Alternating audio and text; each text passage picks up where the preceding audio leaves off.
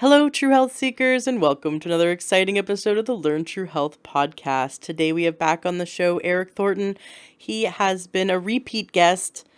What an interesting guest he is. If you haven't heard of my episodes with Eric Thornton, I urge you to go back and listen to them. You can find all of them easily by going to learntruehealth.com and typing in Eric Thornton. And there, all of the episodes that we've been in will pop up on my website. You may never have been to my website, learntruehealth.com, because most people do listen to the podcast through their podcast app. So learntruehealth.com gives you a lot of resources that you don't have access to when you listen through any of your podcast apps. So you can keep listening through your podcast app, but be sure to check out learntruehealth.com. because we transcribe our episodes now. We've been doing that for the last few months. Thank you so much to the transcriptionists listening to this right now and typing everything I say. I am truly grateful. It takes a lot of work to transcribe our episodes, but because so many of the listeners kept telling me that they would listen to episodes 2 or 3 times and take notes so that they could implement all of the wonderful learnings, I just knew that it would be helpful to you if we transcribed. So please go to learntruehealth.com and take advantage of the fact that we transcribe the episodes. Also, there's some great resources there. I created a 7-day course, a free course with naturopaths that I just love. We filmed that here at our house, put those videos together for you. They're wonderful Foundations of Health videos, and it's all free. It teaches you some great information, and that is right on the front page. So sign up for that. Lots of great goodies on my website, so check it out. And you'll want to get on my email list because sometime very soon, I'm going to be launching a new program that will support you in your health in such a wonderful way. You're going to love it, and your whole family will love it as well. It's going to be I want to tell you more, but I'm going to wait until we get closer to launch before I tell you. So just a little Easter egg right now, letting you know that something really exciting is around the corner, and I can barely contain myself. And since you love this show, you're going to absolutely love it. I'm very excited to launch it for you. So join the Facebook group. Come join the Learn True Health Facebook group for updates. Follow us on Instagram, Learn True Health, at Learn True Health. Follow us on Facebook. And also join the email list. Go to learntruehealth.com, join the email list so that you can get updates when really cool things happen. I will let you know, including the very exciting program I'm about to launch for you. Enjoy today's interview. It's such a unique topic. It's so cool to explore these wonderful, unique perspectives. Thank you so much for being a listener. And thank you so much for sharing these episodes. And I have a feeling you're going to be sharing this episode with someone because it's quite interesting and remarkable. This concept of microdosing psilocybin mushrooms to be able to heal mentally and emotionally. And so we explore all that in today's interview. Welcome to the Learn True Health podcast. I'm your host, Ashley James. This is episode 386. Well, we're back here with Eric Thornton. We were able to figure out the audio issues from the last episode. So today we're sounding so much better than last time. Great to be here. Yeah, great for me to be here too, in your healing studio here in Cottage Lake, Washington. Yep. It's always a pleasure to be here and join you for another very interesting interview. And today's is going to be a little out of this world. A little out there, man. A little out there. Yeah, when you first shared with me that clients of yours are using small doses, microdoses, yes, of psilocybin mushrooms, the psychedelic or magic mushrooms, but microdoses, under the care of a physician, right? That they're having outstanding results in healing deep trauma, deep wounds and trauma that were unable to be resolved in any other therapy, including here. And so your guides shared with you, right? Yes, they did. So yeah, I'd love for you to just kind of take us back to that moment when your guides first said, hey man, you need to do some shrooms. First of all, I've never done shrooms, so I was a little shocked. But I was working with a client who had done shrooms, just sitting talking with the client. And the guys go, you need to do that. And I was like, do they call that gobsmacked? I was speechless and kind of like, really? And they go, yes, that'll really help you out. There's some deep stuff that, you've seen, but you can't get to. And I go, okay, since you recommended it. So then I found out the procedures and finding a doctor that did this and went to him and we did this microdosing. I had 5 major breakthroughs, including one where I got, my little brother died when I was 8 and I lost all my memory of that. I stuffed the memory so it was less painful. And so I didn't have any of the memories from 8 backward. And they all came back to me. Every single memory, including down to literally the smell of things. And it's all there. I can access any moment at any time. And I guess the word I used earlier, I was gobsmacked with that too. So anyway, so then I mentioned it and clients started going, oh yeah, done that, or going, I can find places and do their thing. So recommended the doctor. And when you said find places and do their thing, what do you mean by that? There are, on a person's on their own, they can, I recommend the doctor, and they've found places to get the doctor recommendation, go to them, and then they found other places to buy the psilocybin in microdosing amounts. So like Colorado, where it's legal now, and Right. Canada. Many of the states and many countries, it's not illegal. Correct. Even in microdoses. Correct. So we're having a hypothetical conversation right now because we are talking about a controlled substance for many listeners. Right. We're depending on where they're located. And I can't recommend that. I can recommend a doctor. Right. But I can't recommend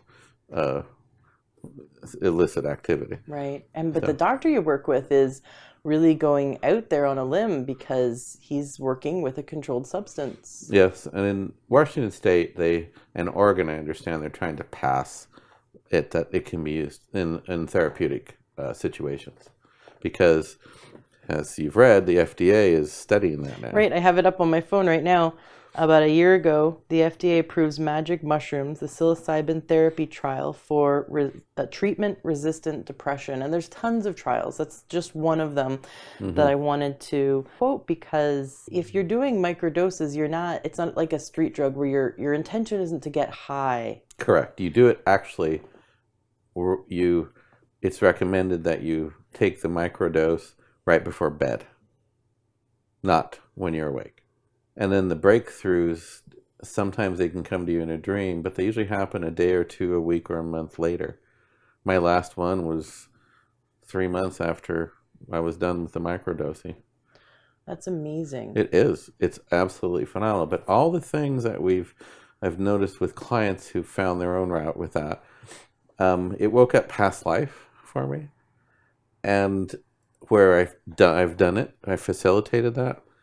And one client, she said it changed her personality completely. She was an anxious person all the time, couldn't get out of it. And she's not now. So I did shrooms twice when I was a teenager, right? That's 2 more times than I did it. But for me, I mean, it was the point, it was with a bunch of friends. It was New Year's, the first time I went over to a friend's house, and he's like, hey, I got these fun things to munch on, right? And then we watched some scary movies, and then I was super duper afraid. I think it was like Event Horizon was one of the movies. It was really scary. And then I went to bed, and I was really grateful the movie was over. And that's it. But the whole point was to get high. And then the second time was, we drank mushroom tea at New Year's, like 1996 or something. Right. And that was, again, that was a really positive experience. We all just hung out and laughed. And for me, that was a much better experience than a bunch of us getting really drunk. right? Because I never liked alcohol. Right. So, I felt like much more in control, but everything was just very pleasurable. But when you're doing the doses intended to get you high or hallucinate, Hmm. it do they still have the emotional breakthroughs, or the emotional breakthroughs only happen in microdoses? Well, the emotional breakthroughs. Well, there's several things that got come into play here. One, you mentioned you did it when you were a kid, so someone went out and picked mushrooms.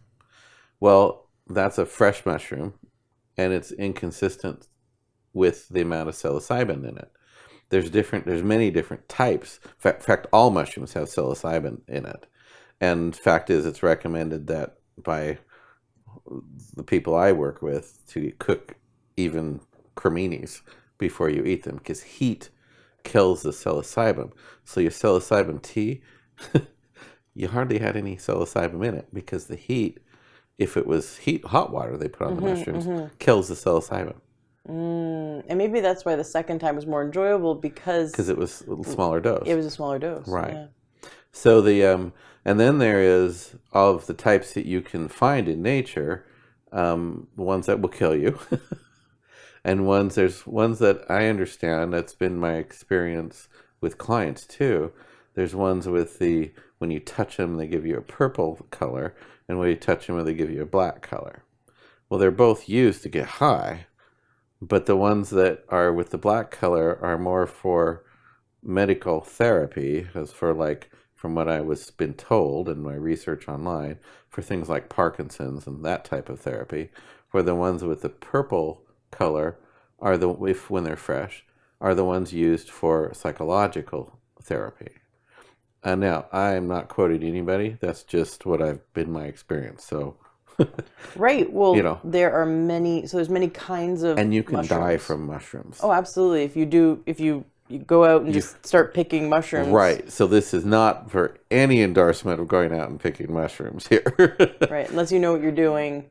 Even then, your mushrooms are inconsistent. Mm. And so with the microdosing, they test the amount of psilocybin in naturally dried mushrooms.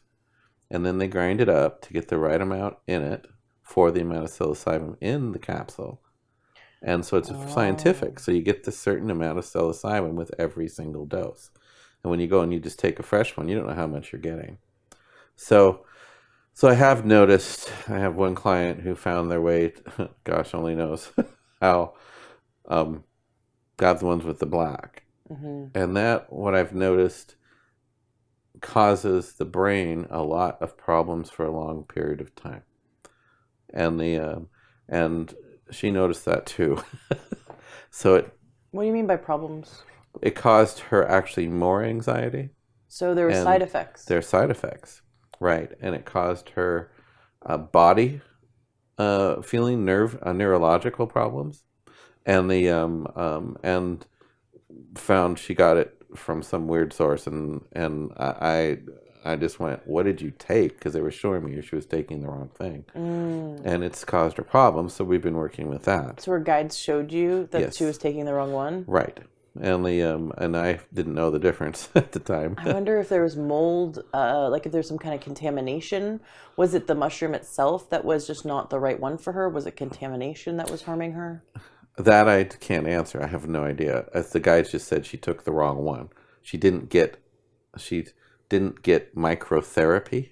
She went and she got some from a person who grows them for his Parkinson's disease. Got it. And and it was like, that's uncontrolled. There's no science in that. There's no measuring the amount. There's no looking for toxins in that. It's just picking it and putting it in your mouth. Yeah. And that's not really that, to me, that's not really a safe practice in any way, shape, or form.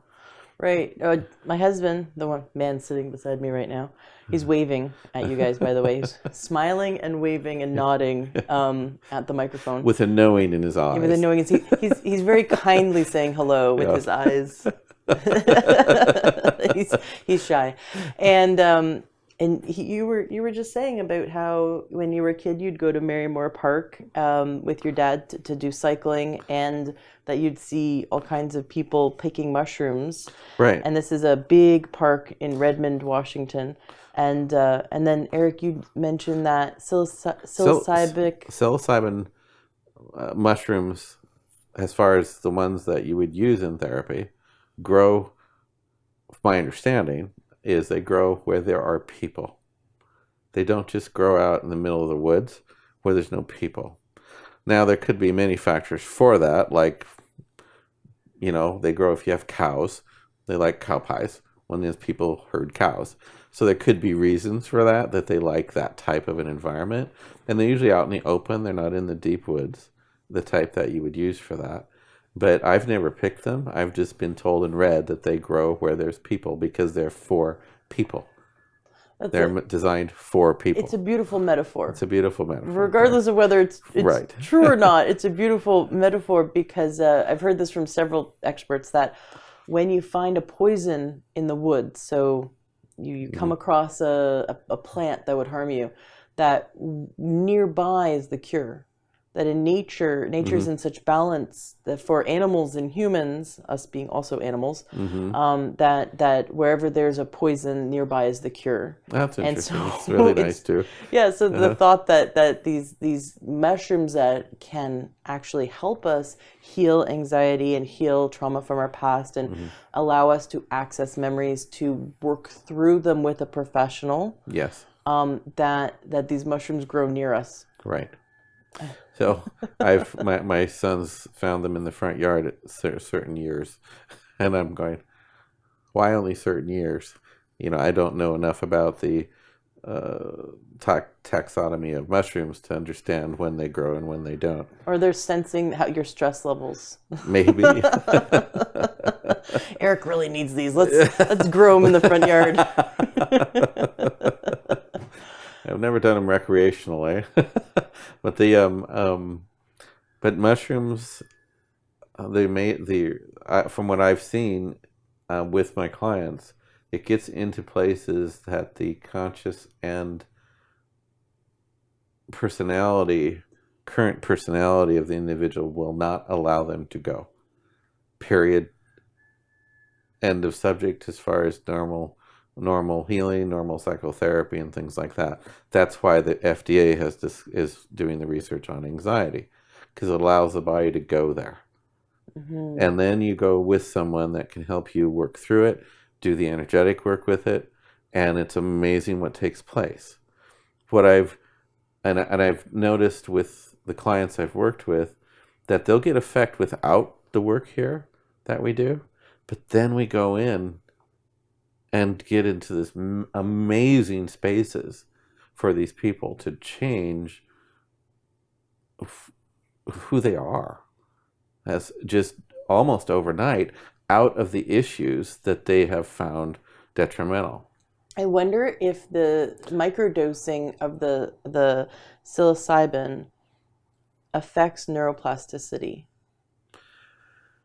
So neuroplasticity being, right. For those who don't know, right. It's like if you've done a habit, if you've done a pattern in your life, whether it's an avoidance pattern or whether it's anxiety or depression, you do a pattern. Every time you do a pattern, the neurons in the brain wire in that way deeper and deeper and deeper. Right. And it's harder and harder to break that old habit, like someone who's smoked cigarettes for 40 years, right? Versus someone who just took up smoking, can quit. They haven't ingrained the habits into their neurology on a deep level. Right. Versus someone who smoked for 40 years, it's like part of who they are, right? Well, that's the mechanism. I guess they're trying to find it with the research. But it's got to be something like that. It's never really been looked at. The guides right now are semi-affirming, so you're on the right track. I feel like the word is neuroplasticity, that it's... It allows access. So that would be allowing access to the neuroplasticity to get that to change. And they create a better environment for the changing of those things. That would make sense. It would have to be researched, and that type of thing you could probably see in SPECT scans and things and such within the brain. Do the guides have anything they want to share about this therapy or about this topic? I don't know how to answer that because I ask them questions and they Right. affirm them or not. I know it's kind of like handing the mic off to the guides. Right. Here, just talk. They don't do They don't do that. that. So unless I'm in deep meditation with them, Right, right. then we have conversations. But from this point of view, it's me ask the question. Okay. And that's why it's so important for me to be able to verbalize and understand what's going on a little bit with the client, so I Yes. can ask the correct questions to the guides. Right. And as you know, as an interviewer, one question leads deeper and deeper Exactly. and deeper, Yeah, yeah, yeah, and that's yeah. how it works with the guides. That's very So, cool. but like they said, yeah, you're on the right track. It With the does with the neuroplasticity. neuroplasticity. Very So cool. it'll be interesting to Yes. see what the researchers find. Right, Yeah. right. Well, I hope that the drug companies are not just trying to do all this research so they can make a artificial, drug they're going to charge $1,000 a pill for. Oh, you bet they are going to do Yeah, I that. hope we'll have access to the natural, psilocybin in the microdoses. But so tell me about it. So you, Hmm. you take the one capsule You take one capsule and you right before bed. and you go to bed, and it's again a microdose that Some, they've done in a lab. They've tested, so it's like a certain milligram so or it's consistent, microgram. and there's no poisons with it. There's no funguses with it. Hmm. There's nothing to. The theory is there's nothing to give you. It minimizes any adverse reaction you might have, and it's controlled because they'll give you the 300 milligram will be consistent, or 200 milligram or 150 milligram capsules will be consistent throughout your therapy. Where if you just took a mushroom, put it on a scale, and it was said 300 milligrams, well, it's fine, but it's not consistent Right. to the next mushroom and the next one. Well, because you don't know how much the active Correct. constituents are in each mushroom, so Right. you do want to have the access to the ones that have been tested and And for the purity. purity and source Right. only. Right. But it's a so anyway, you do this every third day, so twice a week. So when you went to bed that night, Hmm. were you a little nervous? Yeah, I don't do things like that. I'm just not that kind of a person. Yeah. And it's fine. I think it's great when people do it because, like, I've worked with people with ayahuasca and, all the other hallucinant peyote and what are some of the other ones? I forget. But I've never done them myself. And so I was a little apprehensive. And I just woke up and I didn't even know I took anything. I had no idea. You didn't wake up in the night Yeah. or have weird dreams, or Nope, you didn't feel high when you woke up? Oh no, not at all.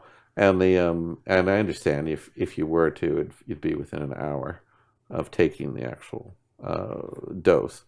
But If someone took it during the day, would they felt high, or is it I such a had one microdose that you person don't? said he felt kind of like he had smoked a little bit of pot. He took it during the day, and and that was it.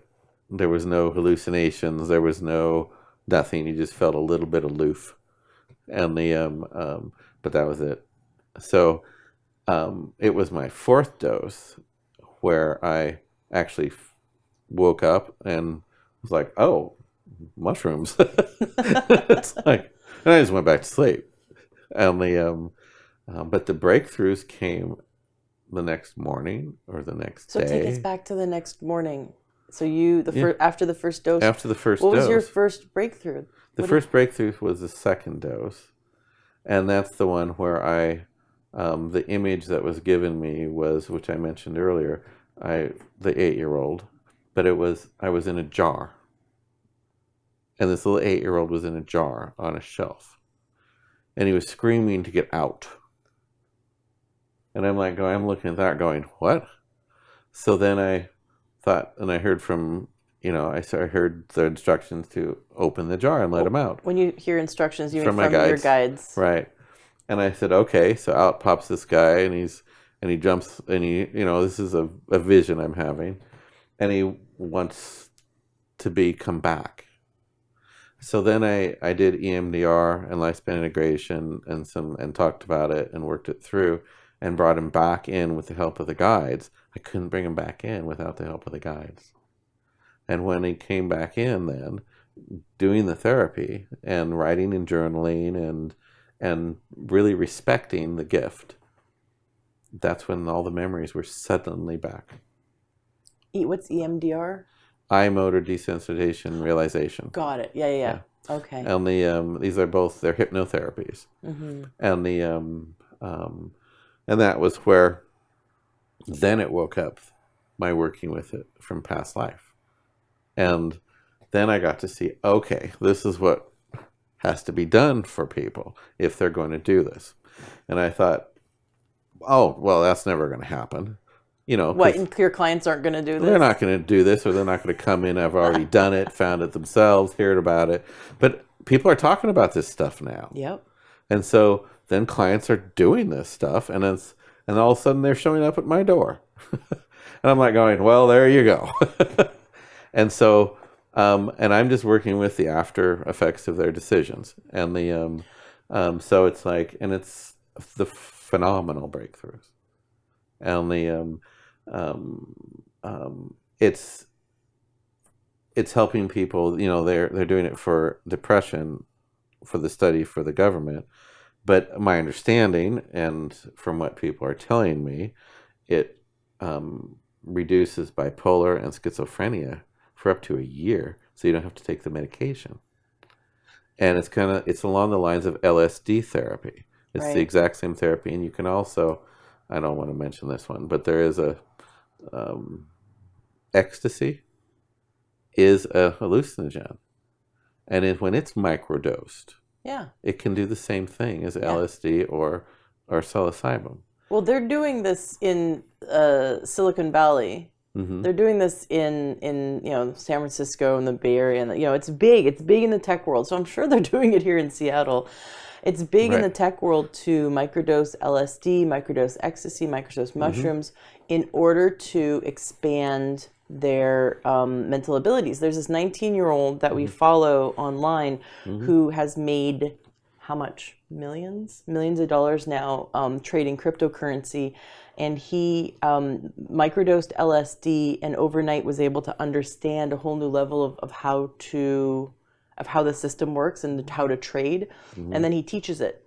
And that these people who are his breakthrough. Well, he had a huge breakthrough. But he's a 19-year-old. He's never been trained in it formally, and he basically outsmarted all these guys who have PhDs in math. Right. Who were able to, they developed this software to watch how the markets work, and he just looked at it on LSD and it was like seeing the Matrix. But it was a microdose. It wasn't like full on, But it's just I hear these stories all the time that people are using nootropics or using some form of hopefully not naturally derived substance to expand that neuroplasticity for the the desire to be even better at what they do in the tech world and be even more creative. You have to be part of this. You said their desire. That's very important. Is you just take it recreationally. You're not directing the wisdom of the mushroom. Those are the words I've used. I mean, I've been told. There's a wisdom. And recreational, well, it's going to give you recreational wisdom. But if you're going after something and you're open to it and you journal about it and you set intention before you even do the microdosing, that's when you get the effects. If apparently the mushroom, or your brain knows, I guess it would be, they call it the wisdom of the mushrooms, but okay. But it's your brain knows what to do with it with you setting the intention. So doing it recreational like you had done twice, versus the guy you just mentioned, he had a purpose. So it was able to open up the neuroplasticity of that part of his brain. So from my understanding is that does need to be done. There's a procedure that's done that is, being mindful, setting intention, journaling before, journaling after, getting professional feedback. And that's what I've gotten from the doctors. And then we take it a step farther. Yeah, when people come to you. When people come to me, we can get into that. Get in deeper and change and work with and create. If there's predatory energy, for example, it's not going to allow your brain to change.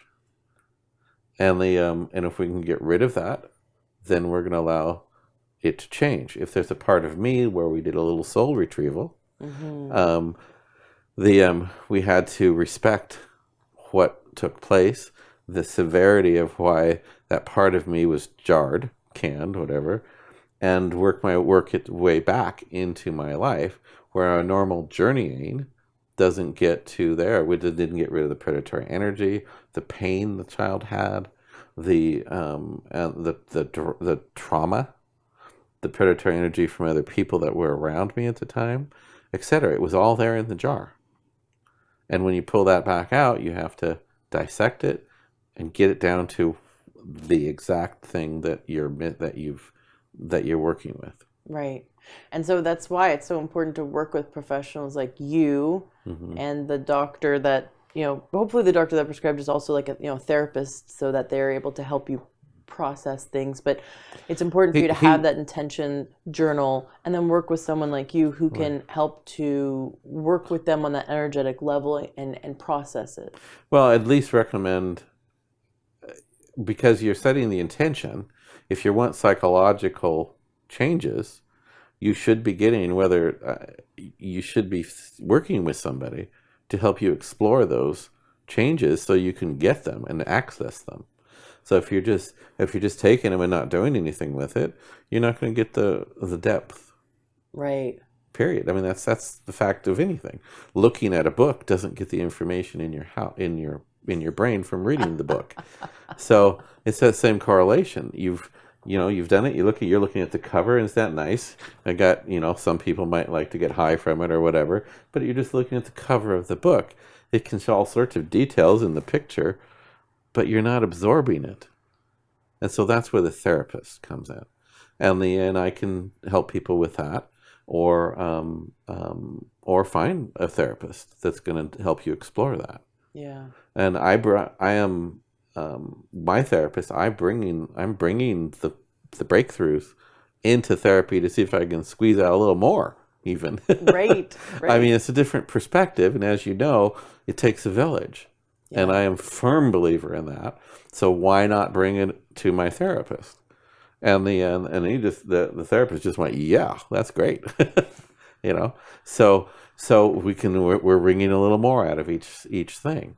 Because like the child that popped out, that we pulled back, he was a full person. I did some more therapy lately, and it was sound therapy, which might be someone you're interested in interviewing. But he looked at that moment. I brought it to him, and he goes, "Well, there's guilt there." And I go, "Huh, never thought of that." And he goes, I see guilt. I don't know what it's attached to, but he goes, I see guilt. And he did some music with it, and it brought up, because I was born with these gifts on. I looked at it and I asked my guys, I go, is there guilt of this 8-year-old? And they go, well, an 8-year-old doesn't have guilt. They can't. I mean, they can feel guilty, but they can't be guilty. They're still innocent. Well, what about survivor's guilt? Well, when a loved one dies, we can feel guilty that we were the ones that lived and they died. But an 8-year-old doesn't have that depth. And I look back at that, and there was no guilt. And there was afterward, there was guilt from the experience and the benefits that I got from that time of him passing. But you felt guilty for gaining benefit from his passing? Yes, but not as an adult. As an adult, but not as a child. And but of course, other people may have felt guilty because of the situation. He drowned, and and I took that guilt on. I bet, because I am a healer, and it was from close loved ones, and it was like, and I saw that, and it was like, oh. And I meditated, went to my guides. They said, and had a conversation. They said, yeah, there is guilt, but it's not your guilt. You took it on. And then I looked at that and I felt it in my body. And sure enough, and I looked and it came out of this really bad spot I have in my back, and it was like, and then the muscles started to shift and soften up because I had muscle spasm in this certain area of my back, and and that was just 3 days ago, and it's like I'm sleeping much better, and so this bringing this to and being honest and upfront with another practitioner, his point of view allowed access for because I have a more verbal connection for me to go, okay, what is this? And I was able to get yet another benefit from the mushroom therapy. Yeah. And so, it's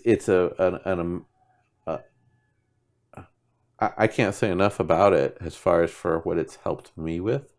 But it's not a cure-all. You don't just take it and then go about your business. No. It opens the door, and you have to walk in, and you have got to do the work. You have to do the work. And you are like an amazing healer, and you're going to other healers because they're allowing different perspectives, and right.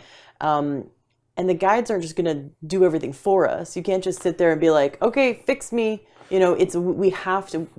can't give away our free will, right? We have to go and live and explore and connect with other healers and help and the therapists, and they help us to see deeper, but we've got to do the work. We have to do the work. You mentioned free will, and this is one of those pet peeves of mine. People go, well, it all has to be done in free will. Of what? People go, are we free will of the conscious personality, free will of the subconscious personality, free will of the child personality, or free will of the soul's personality? The body wants everything level, kind, sweet, everything. We all want that. But that's not the purpose of life. The free will we're looking at is to stay within the free will of the soul. It's not the free will of the body. And at first, I didn't get that until I realized just how weak the body is. The body is a tool, and it keeps going to this place of neutrality, trying to achieve that. It is in that process of trying to go there that we have the learning and the wisdom. And as soon as we get there, something else goes. Because if you're in that neutral place, you're in neutral. Homeostasis. Homeostasis. It's kind of like purgatory. You're not growing. You're not growing. You're sitting there not growing. What's the use? The soul's here to learn. So it's the free will of the soul that we look at. And this seems to, and I promote this in everything I do. It takes a village, and so you have to be able to go and sit there innocently with people and their gifts. And and even when people call in, we check to see if I can be used to help them or not within their free will. And and if they're not there, I tell them, no, they're not there, or we're not a match. It's not they're not there. It's just we're not a match. Right. You're not like, you're not good enough for me. No, sorry. I didn't mean to, if you implied that. I didn't mean to say that. But it's like, no, it's just we're not a match. My gifts, why spend the money where you're not going to get the most for your buck? I really respect how you work with people. So when my listeners call in, before you guys work together, because you can work through Skype very effectively, and we are doing in person or again. People can come in person if they choose to, which is also great. But you're very effective over Skype also, right? And because it's energy work. It's energy work. But it's fun to see you in person. It's fun to be here. It's fun to work with people in person. I love it. But when they call in, you meditate, and sometimes it takes a few days, and you talk to their guides, and your guides and their guides have a little powwow with you. Correct. And you figure out if it would be in their best interests to work with you. Right. Yeah. And it's their best interest. And remember, it's the best interest of the soul. Yeah. It's not the body. What the body wants is different than what with homeostasis. Yeah. It's not what the soul needs. So we see if this perspective can help them or not. Sometimes it's, I guess you would call it, they say yes, but it will be limited. And so then I tell the patient that, and or the client that, and because of tightly held beliefs.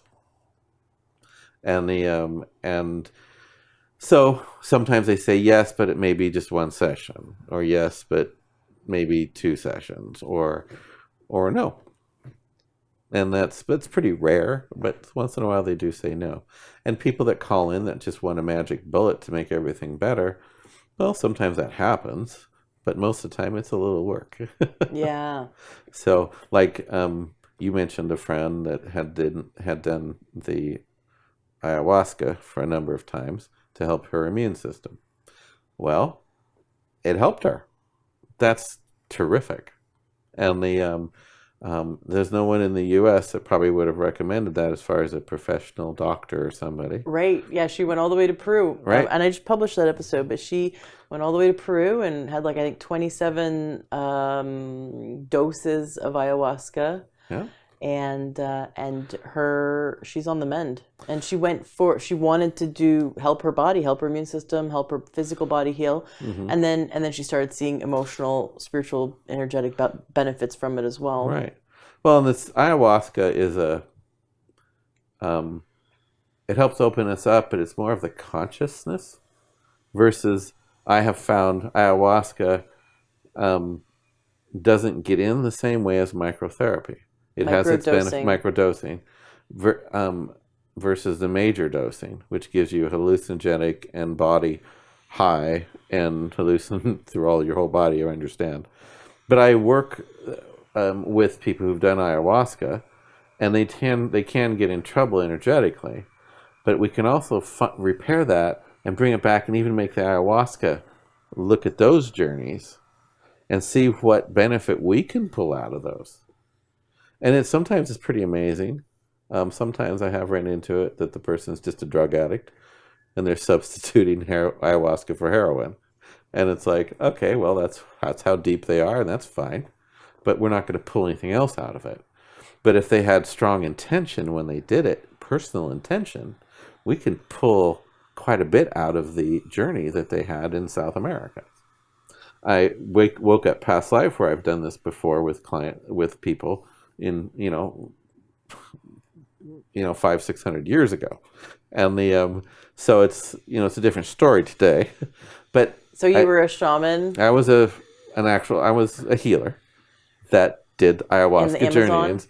Actually, it was in what would be Central America, kind of central, the Amazon basin. Yeah.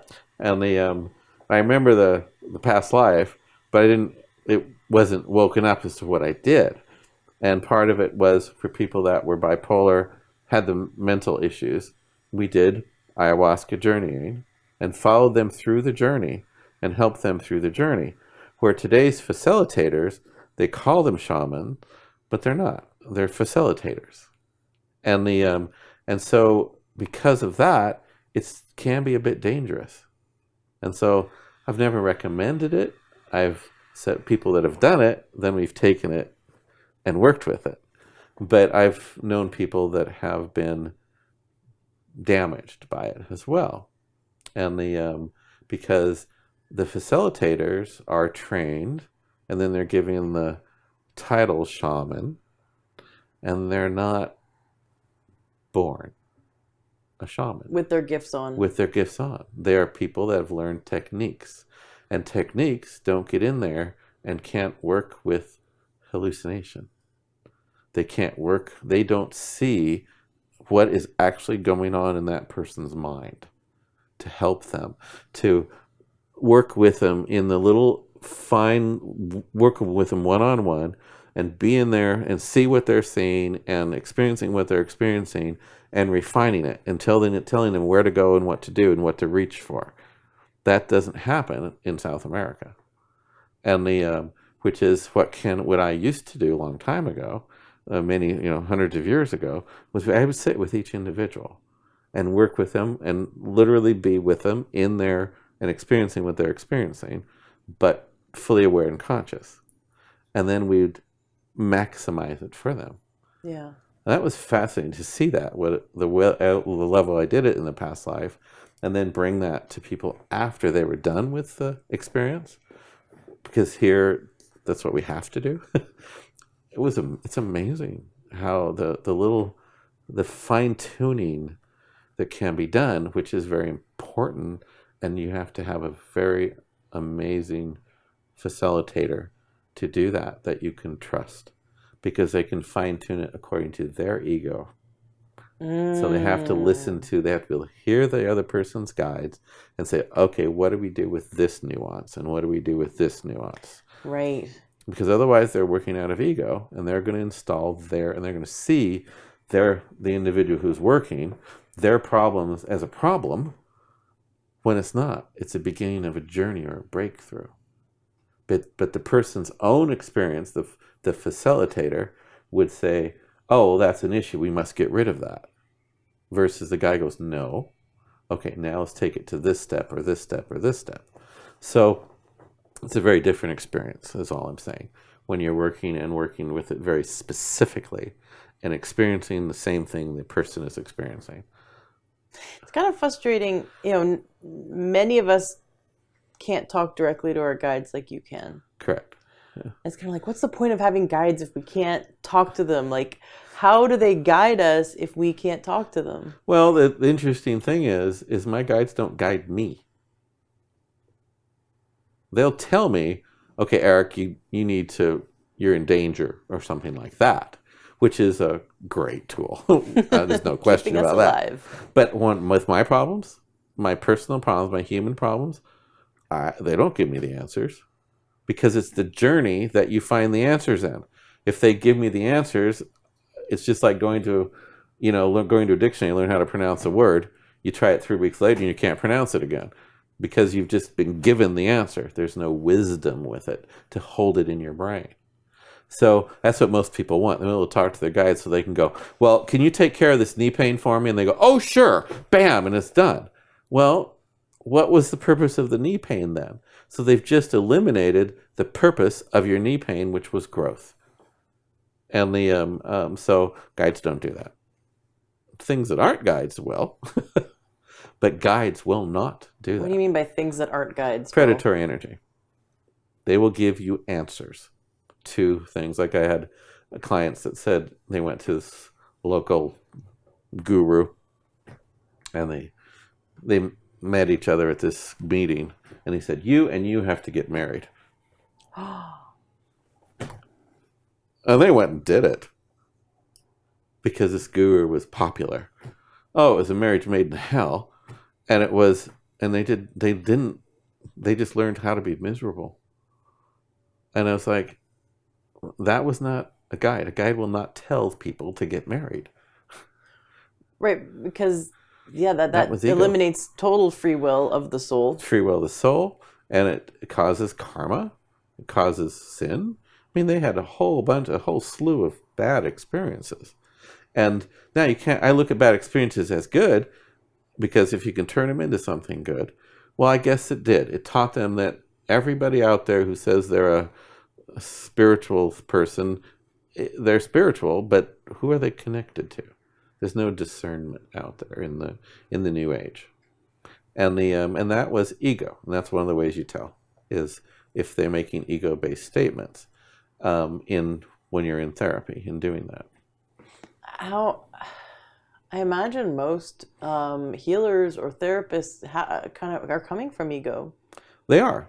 Well, that's, even I have to go through my ego to do that. So it's a tough statement to make, but something that is trying to control is in ego, versus something that is not trying to control is presenting.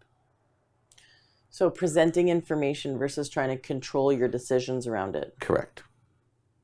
Taking away, just providing miracle after miracle after miracle after miracle that is pleasant for the human homeostasis, but it's not good for the soul's progression, because you're taking away the wisdom of, or the purpose of the pain or suffering, instead of using it and growing from it. So then the pain and suffering becomes irrelevant and your body gets rid of it and it's done. And then it takes a little more time, but it's the level that the healing took place is permanent at that point, because nothing's coming back. So if you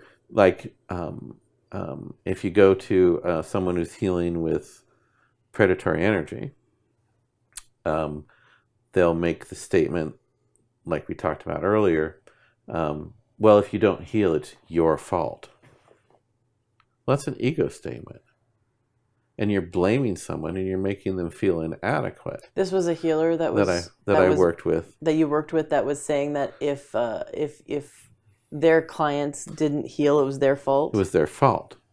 And you run into a lot of that in New Age. You just weren't ready for it. That's a real common statement. You're not ready yet. And it's like, well, that's a cop-out. You're not ready yet? Well, we look at that as, well, why not? What's blocking it? What do we have to learn first?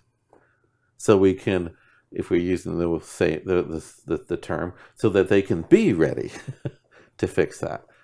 And that's where we're very different, is people will come in with these desires and we find a way to, I'm led a way to get to them eventually. Sometimes it's time to deal with it exactly that, versus you have to come around this other way and do the homework to get to the actual thing that originally they came in for. And so it takes effort. So everyone's ready. Everybody's ready. Everyone's ready. It's just finding the pathway. Right. Yeah, exactly. What do you got to work on first? It's kind of like when a sweater becomes that big ball of yarn knot, like, when we're, I have this big image in my mind of like this impossible knot of yarn, right? Like anytime we've tried to make a sweater and then the cat got into it or something, and it's just this impossible giant, it's like, what string do we pull to unravel this mess? What's the right one? Right. There's a word for it. I'm forgetting what it is. But just be able to uncover that key point. Right. And that takes effort to get there.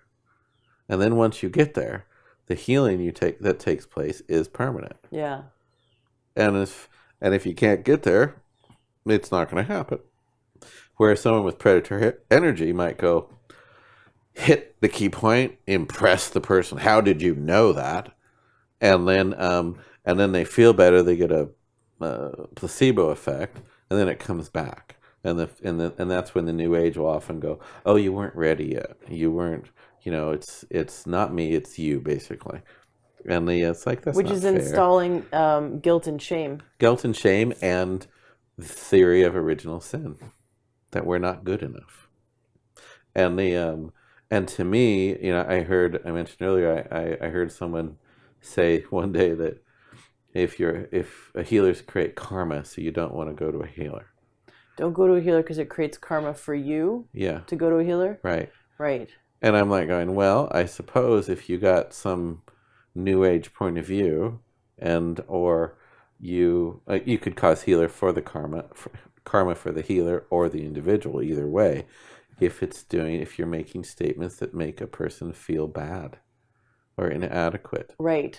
Or, the healer's putting their garbage, their emotional baggage onto the client. Correct. And the client walks away holding on to negative beliefs about themselves that the healer either installed or reinforced. Right. Then that is creating karma. And for listeners who haven't heard Eric, in past episodes, Eric's gone deep into what is karma, how to work through it, what's its purpose. And so it's not necessarily the New Age version or definition of what you think karma is. It's actually, it's quite different. It's quite interesting. I definitely recommend listeners go to learntruehealth.com and search Eric Thorton in the search bar and listen to our past episodes together, because we've gone into they kind of build on each other. Yeah, they do. They do build. Each talk does build on the next one. Right. Yeah. So we're assuming each time that you've listened to the other episodes. Yeah. So, but it's even with we were talking about psilocybin therapy. Well, if it's done right, it really helps. If it's done wrong or not complete, I guess not wrong's not the right word, just not a complete, uh, uh, you don't have someone who can really dig in there and see what's going on. So if you're just doing it on your own, you order it from Canada and you start microdosing yourself. Right. You start microdosing yourself and you get all these effects and then they go away. Then you've just proven to yourself that psilocybin doesn't work because you didn't do something. Well, that's why I recommend the therapy. Right. It's like saying a key to a house doesn't work because just having the key in your pocket doesn't open the door for you and let you inside magically. It's like, so it's opening the neuroplasticity, but then you actually have to go in and do the work. Do the work. Find the wisdom. Find what it is that happened. Find it can be from past life. It can be we've literally done repairs at past life that are depths that are phenomenal. How that past life affects the current life, and we couldn't get at it before. And we go, it's just because that person's psyche's set up that way. It's not a right or wrong thing. It's just it's set up that way, and so we couldn't get in there. And now we could, and it was that. Being kind and gentle and bringing that up, finessing, listening for the wisdom, listening for the who, what, when, where, and why, and so the person can absorb it, experience it, identify the habits. Part of neuroplasticity is identifying those habits and going, oh, I'm not there anymore, giving them an opportunity to bring in another facet of their personality that they just discovered. So you're replacing, which is what we're doing. It's like someone has a habit in neuroplasticity, like we talked about. They do things a certain way because they've done it that way for 10,000 times. Well, we can identify that. We can look at it. You can look at the benefits, the non-benefits, etc. You can see it. You can roll it around. You can play with it. But until you get in there and actually look at why the habit formed in the beginning, what is it replacing? Yes. And what is it compensating for? What it's compensating for, specifically what it's compensating for. Yeah. So you can recognize it inside of you, where you're finding it in your body, recognize that we actually give you the words, and we go, like we've done a little bit with you, Dusty. It's like we've given you a new place to go with the issue you have, so that you can go, oh, there's the old issue, and this is the new habit. So it's the same type of thing. You have to dig back to find the old issue, then you have to find what the guides say would replace it, and then you identify it, and then you are in free will, changing your free will of the body, the consciousness, and the soul. Can you give us an example, someone you've worked with that, like before they had the psilocybin, and then like something specific they were working on, then after the psilocybin? Can you think of a client? I obviously don't share their name, but think of something that like they were able to resolve those habits. I had one client that had an issue came up, and they called it gluttony, and I've had that with several people. And it's like, so we saw where it came from, where the habit started, and what specifically triggers that emotional response in that person's brain. Now, we've gone back prior to that experience with them, with that, and we're able to look at it and see it, but we're not able to go there. So we've been. What do you mean by not able to go there? Well, we didn't get down to the very, very specific incident combined with this person, combined with a series of instances from past life. One, they starved to death in a past life. Another one, they were with trying to remember here, with an extremely controlling situation where they were rationed food.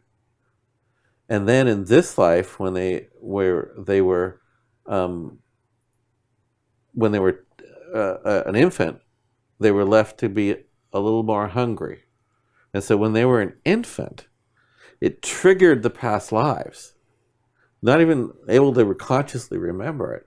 It triggered the past lives, and it formed this subconscious energy, which they called gluttony, because of the reaction to hunger from past lives and this life. Well, prior to that, we could see that mom wasn't real consistent with feeding the baby. And I could see that something from past life was there, but the guides, it was not, it's like I could see it in the distance, but the guides are saying, no, we're not there yet. And then after the doing the microdosing right, of the psilocybin, that person was ready to go there? Then that person went there on their own and started and saw that experience. And then where before they could go, yeah, my mom's ADD and da-da-da-da-da. But they actually went there in the experience and it opened that porthole up. So when we came here, we saw the experience again, and then the connection to it and what tripped it for this major thing that happened when they were an infant. What tripped it. And that was the past life experience. And it brought forward frequency that allowed predatory energy into it. And that's when it majorly took on a role in that person's life. And they couldn't control their eating. So how long ago did you work with this person? Weeks or months ago? That was 4 months ago. And so you were able to go there with them, heal that, release the predatory energy. And they're slowly losing weight. And do they feel now in control around food, or has it shifted overnight, or is it a process? It shifted overnight in that they felt, their report to me was that they felt, even though they were still eating, it was more of a choice now. The choice started naturally coming in, and they didn't fear hunger. And they realized, just started coming to them, a lot of hunger is because we're dehydrated.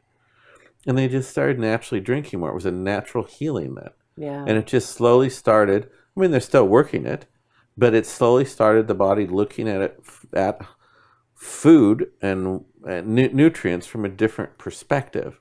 Instead of panic about it, it's like, oh, well, let's look at that. And maybe I could drink a glass of water. Yeah. Whereas before but they just go for the glass of water. Right. They sit with it. They say, oh, that's the glutton. And now this is a healthy person. So they sit with it. And then the right thing comes to them. And it's slowly, because they're not affirming the old neural pathways, they're now going, okay, there's the neural pathway that was set in, that's the glutton. Mm-hmm. Versus now the neural pathway is, okay, well, we're not a glutton anymore, so we got time. And then they just go and get a glass of water. They don't have to think, okay, I got to go get a glass of water. They just go and get a glass of water. Or they'll push the food away. And they put smaller servings on their plate. Yeah. And that's a natural healing. If you're fighting it all the time, then you're not healed. Yep. So that's the amazing thing. It's just a slow shift in their perspective of food, because they don't have to keep reaffirming the pattern that was set when they were an infant. Yep. They could look at it and go, nope, that's not me. That came from a combination of past life and this life, from circumstances that were beyond my control for this body. And now I can relax about it and go, okay, so what's up? And they slowly just make different choices. Yeah. And they've lost, I think they're probably up to 7 or 8 pounds now with no effort at all. Well, that's a completely flip of the situation. Yep. So they're now looking at, and they literally said they can push away. They said, oh, I've had enough of that. Well, the first time I worked with you, I mean, it was major. I think we did like 12 different things. Mm-hmm. Like, it was pretty big. But you removed 3 pretty intense predatory energies that I had since I was 9, and it was blatant for me. It was clearly blatant. I've talked about it in past episodes. Mm-hmm. But what I noticed more lately, mm-hmm. I'm really getting that I can only eat half as much as I used to. I can't. I push the plate away, or I'm not going for seconds, or I'm taking a smaller portion. There's a restaurant I really like because you can be whole food plant based at this restaurant, and it's a Mongolian grill, no oil. You can say no oil, and I go and I just get an entire bowl of vegetables, and then choose if I want like the garlic water on it or something, and they have brown rice. And in the past, I was able to eat 3 bowls and be like, okay, now I'm full. Now I can barely finish. It's like 1 and I'm full. And I'm like, damn, I mean, this is a all-you-can-eat place. And I'm like, Gotta get more. I gotta get more. I paid worth. for it, right? I gotta get my money's worth. But I eat 1 bowl and I'm like, whew, okay, I'm done. That was great. 1 bowl of vegetables and a little bit of brown rice, and I'm done. And so I sat there and was like, what has changed? Right. What has changed? And the only thing that, working with you and removing those predatory energies, and it's just amazing that... Well, it was the predatory energies that kept you in fear, going for more, thinking that way, to shut off your natural regulator. Yeah. And it's like yours didn't require the mushroom therapy to get there, which I've worked with a lot of people, and it doesn't require that. Just that one person it did. But it's like, okay, that's a natural healing. It just starts, and that'll be with you for the rest of your life. And if you make a choice to eat a lot more again, that's still your choice. Right. And in the end, you can you can create a new neural pathway if you want. I can choose, but when we have predatory energies, it's you can't choose. Our choice is being hijacked. You're being compelled, I call it. Right, yeah. It's like, no, you need that. No, gosh, right. You just gotta. And I think it's funny, but I mentioned it in past episodes, but when I really knew I had a predatory energy when a voice in my head said, go eat McDonald's. I'm like, I eat whole food plant-based. I haven't eaten McDonald's in 9 years or 10 years. And it was like, chicken nuggets. And I'm like, this is not me. It's not, when there's a voice in your head that doesn't align with your personality. Right. And it doesn't align with your choices. Then you know. But it could mask itself for many years. And I thought it was just me. I thought it was a part of me. Right. For many years until I changed so much consciously that part didn't change. Right. And that the predatory energy didn't change, but I changed so much that I went, wow, that's really not me anymore. Right. And so why is this part of me still holding on to past me? Right. And you've probably done a lot of therapy around it. Yep. And nothing got there. But once we removed the predatory energy, then all that therapy you'd already done clicks in. Yeah. Because it's still there in your subconscious mind. Yeah. And all that therapy did help also make it so you could look at that and not take 3 bowls. Yeah. It wasn't just removing it, it was the other therapy you've done as well. And so that's again why we call this work inclusive.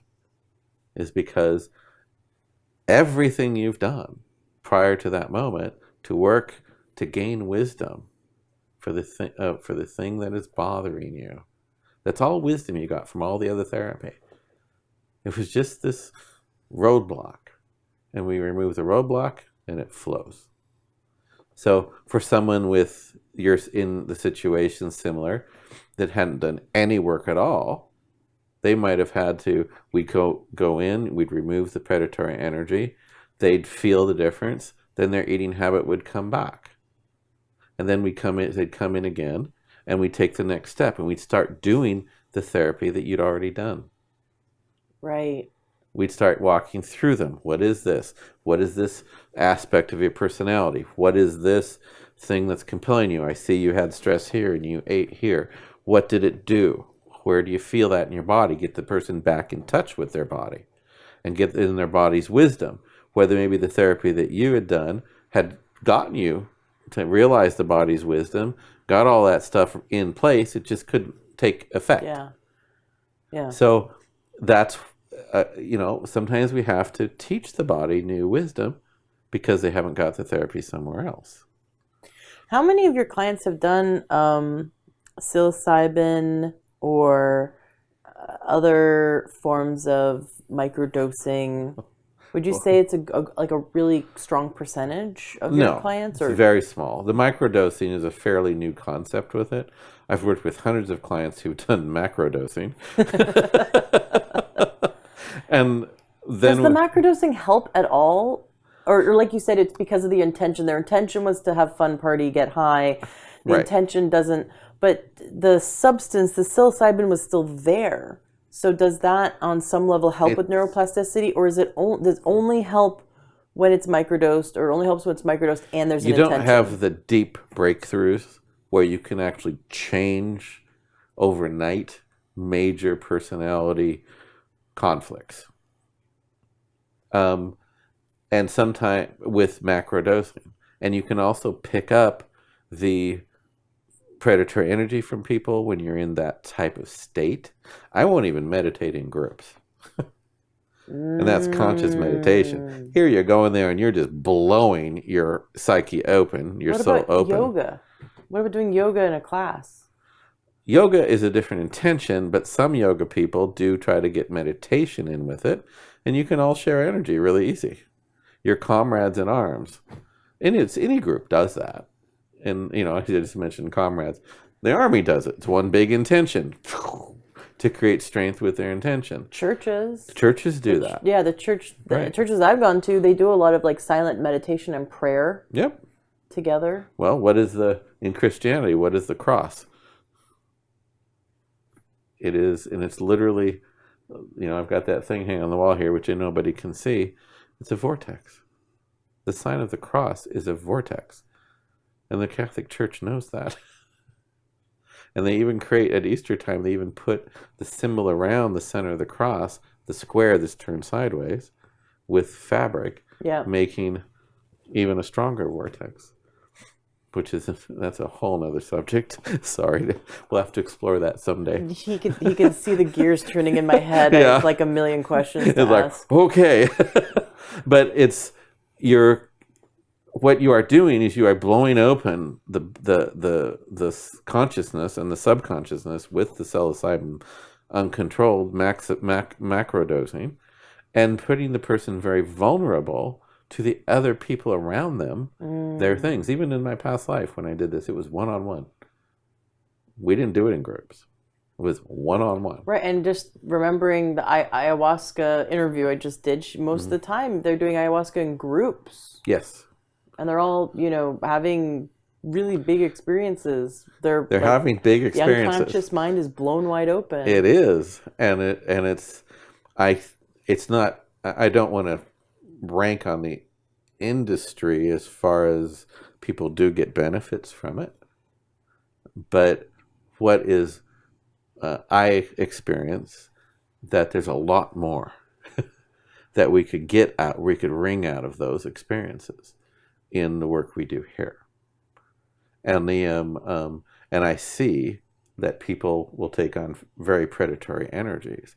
I had one young lady, and she went with a friend to be safe, and they were both raped when they were under the influence. And it's like, and they don't remember it, but they have the PTSD from it. And it's like, what are you supposed to do with that?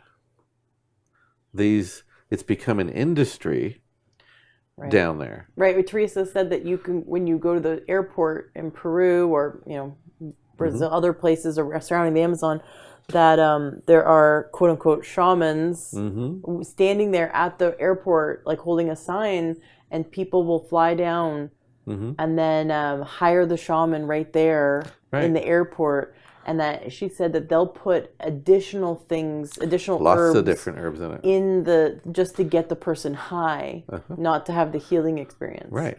And if they want to take advantage of them and rape them, they can put a certain herb in there, and they don't remember anything.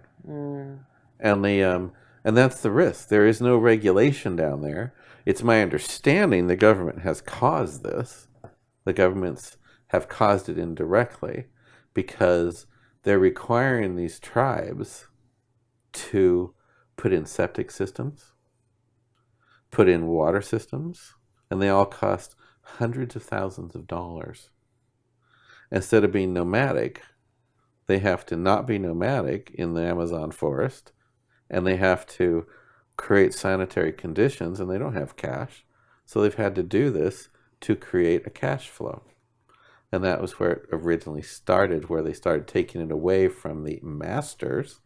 I'm not going to call them shaman. You can be a shaman, not be a master. But the words are cheap. People can throw those words around anywhere. But not the authentic masters that were born with the gifts on, that didn't have to learn anything from another shaman. That's someone born. They get it, period. And there's very few of those around the world. And so there's two masters that did this, but they had to come up with cash. So then they started teaching facilitators and calling them shaman. Do you think, and this is getting into conspiracy theory, but do you think that the countries in that area did it on purpose to disempower this the true healings? Because there's no government that actually wants their citizens to be awake and to be empowered.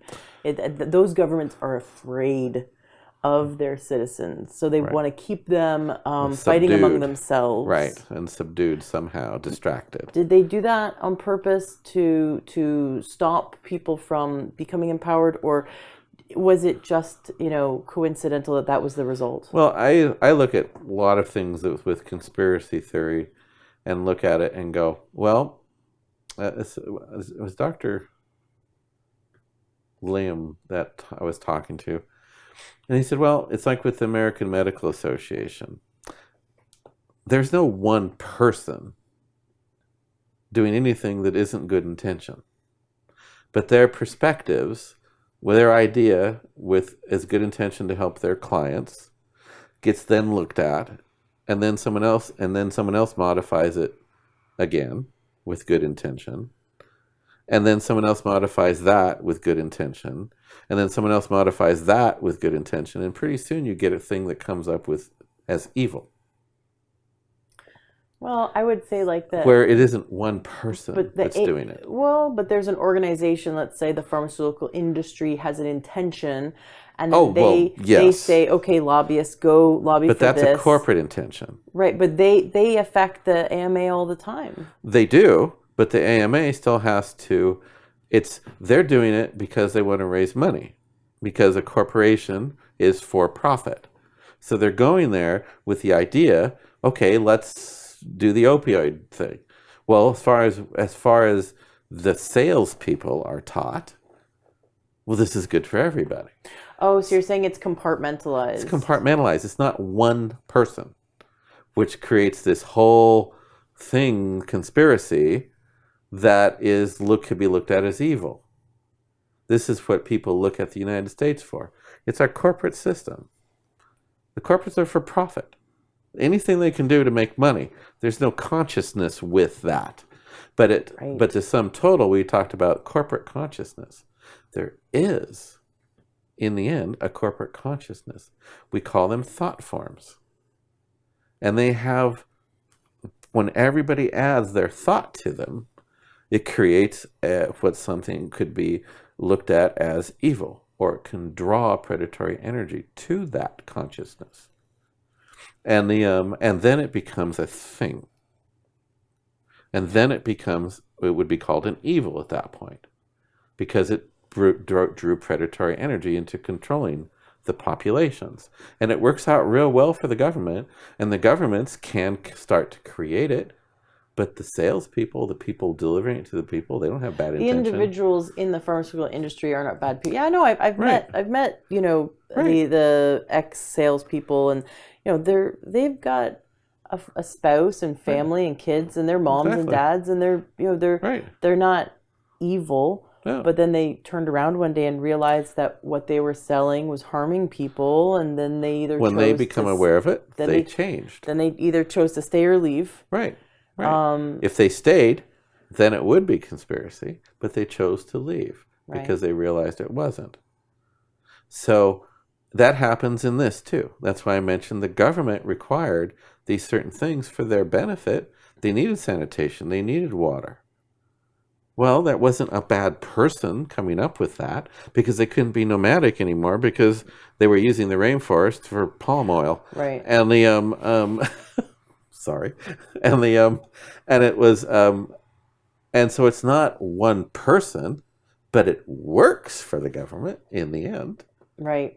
And Well, and I mean, if they had designed it in a way that what is more affordable, then right. right. Well, So so just looking at, because I think there's a correlation between what's happening in Central and South America with hmm ayahuasca and what's going to happen in the United States with microdosing psilocybin mushrooms. hmm And I see this correlation because history will repeat itself, oh, and definitely. governments like to duplicate what happens. Correct. And so we're So looking does at, the medical industry. sure. Right. So countries look at each other and go, "What worked? What didn't work? Let's repeat that." And so we want to have legal access to microdosing psilocybin mushroom, Correct. like Uh-huh. many people now have access to clean CBD or THC. THC should they want Right. that. And so what we You want. can go with THC. You can go to a facility that's monitored, and Right. it's not going to be laced with something else. So it's Mm-hmm. much safer and better for sleep or anxiety and this, that, and the other. But it's not mixed with something else to get you hooked on it. Right. And so it's just the product. So that in that case, it's a good thing. Now, does marijuana have in microdosing? Could it have the same neuroplasticity effects, or is it just too different of a plant? Well, it's different effects. So you're comparing apples and And grapes. motor cars. Yeah, they're just different. So there are benefits, obviously, to THC and CBD, the different types of CBDs and other things. I forget what Cannabinoids, the cannabinoids right? and the I forget Terpenes. terpenes. Yeah, and and they're just discovering in our country. They're discovered in other countries, but Mm-hmm. we have to rediscover everything in our country. and so, but by allowing that in, then we start getting the benefits of it. And of course, the corporations don't like that. And so they want to take the active ingredients and either duplicate them or refine them and then patent that. Well, that's a corporation. That's not an evil. That's a corporation that Wants is to make designed money. to make profit and give money to their people who buy their stock. And that's not evil. But you get 50 corporations building on it, and pretty soon you've got something that's not THC anymore or not cannabinoids anymore. Well, And you're creating something else and then they lobbied for certain for laws, and certain. then Right. if they're that's the problem is we need corporations that want win-win situations and good for all. But we've talked about that before. Mm-hmm. I'd like to know, maybe you could ask the guides, are there other substances or other techniques that people could use to increase neuroplasticity like psilocybin? Well, I mean, we've already talked about the LSD. We talked about Right. ayahuasca. But I mean like a household, some things that are legal or techniques. The guides are good, and I understand this. They're going careful because there are, but they're all psilocybin is a poison, and in too much, it causes the wrong type. And same with ayahuasca and things like that. They are little poisons, and if you get the wrong ones, even the wrong mushrooms with psilocybin, will kill you. So, so I Are there so I'll change my question. Are there natural and not poisonous supplements out there that can have the same or similar effects as psilocybin? cheese. Cheese? Yeah, That's funny. yeah, cheese, fat. We get addicted to fat, and it gives us an experience that's not us. Mm. It calms us. It makes us feel like we're coming out of euphoria. Mm-hmm. And it changes who you are. It changes your body. And it's an addiction. Now, I don't know if you can microdose cheese and get a benefit from it. But we get addicted to foods the same way meat causes the same addiction. So does sugar. And these are stronger reactions. What it does is it causes your body, the bacteria in your intestine, to send a signal to your brain to tell you to get more of that. Yeah. And it slowly changes your neuroplasticity of your brain. It's a slower product, but it is doing it. And so if you took that, yeah, the guys are agreeing with that. And you could slowly, if you gave a person a piece of cheese and get them at that right moment, you could technically implant a new idea. That's funny. That's funny, and it is. And I've never been asked that question before. Never. And they're just showing me what food does. Yeah. Yeah, yeah. They literally show me that's everyday stuff that you eat and how it creates these and creates the direction your neuroplasticity is going. Once you get addicted to cheese, cow's milk, the fats, it has changed your whole life. Mm-hmm. And not necessarily in a good direction. I did an episode on cheese. I really recommend listeners go to learntruehealth.com and search in the search bar, search cheese. Really? Listen to that episode. It is so good.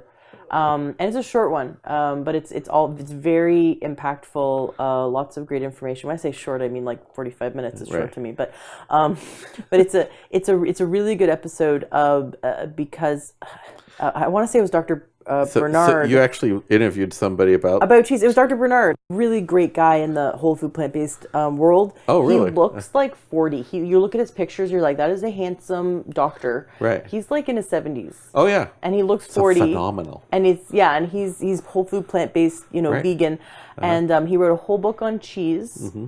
And it's great because and I know I'm lactose intolerant. I'm totally allergic to milk, and I know I shouldn't eat it. But back when I did eat cheese, Duffy and I would sit and we'd go to Costco and get a brick of Tillamook, and we'd just sit there, watch TV on a Sunday afternoon, and cut little. Get high on cheese. We would totally get high on cheese. The two of us could polish off a brick of Tillamook in a weekend, and we'd sit there and we'd slice off little thin slices at a time, just like microdosing, one bite at a time. I wouldn't, the whole brick of cheese. Oh man, that Tillamook.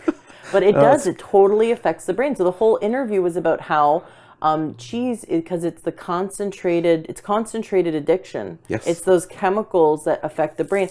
Mm-hmm. So Dr. Joel Fuhrman said something really funny, because I've been studying diets, and I think many listeners would agree with me that when you start feeling really good on a diet, you think it's the right diet for you. Right. We're basing it on our symptoms. So if we start feeling good, like, oh wow, I feel really good after that meal, this must be the right way to eat. So people don't go ketogenic. Man, after that 3 eggs and bacon, I feel so, or whatever, right? After that butter on my steak, or after that Tillamook cheese, I feel so good. Right. So, or after that keto shake, I feel, people will say I feel really good on fat or on cheese. Mm-hmm. And Dr. Joel Fuhrman, who I've also interviewed, says that's why the keto diet is so popular. Right, because people feel really good. But he says, listen, if you judge a diet based on how you feel, he goes, cocaine will make you feel amazing. Yes. It doesn't mean it's good for you. That's right. And I was like, oh my gosh, my entire world imploded at that point, because I thought, I've been judging a diet based on how I feel. Right.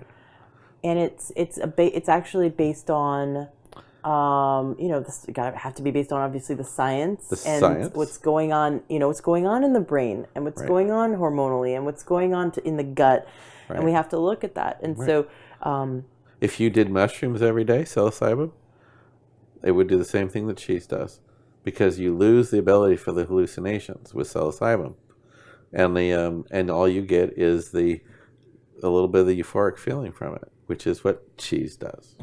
And at that moment, when you guys were doing those bricks of Tillamook, if you were listening to commercial, they're brainwashing you.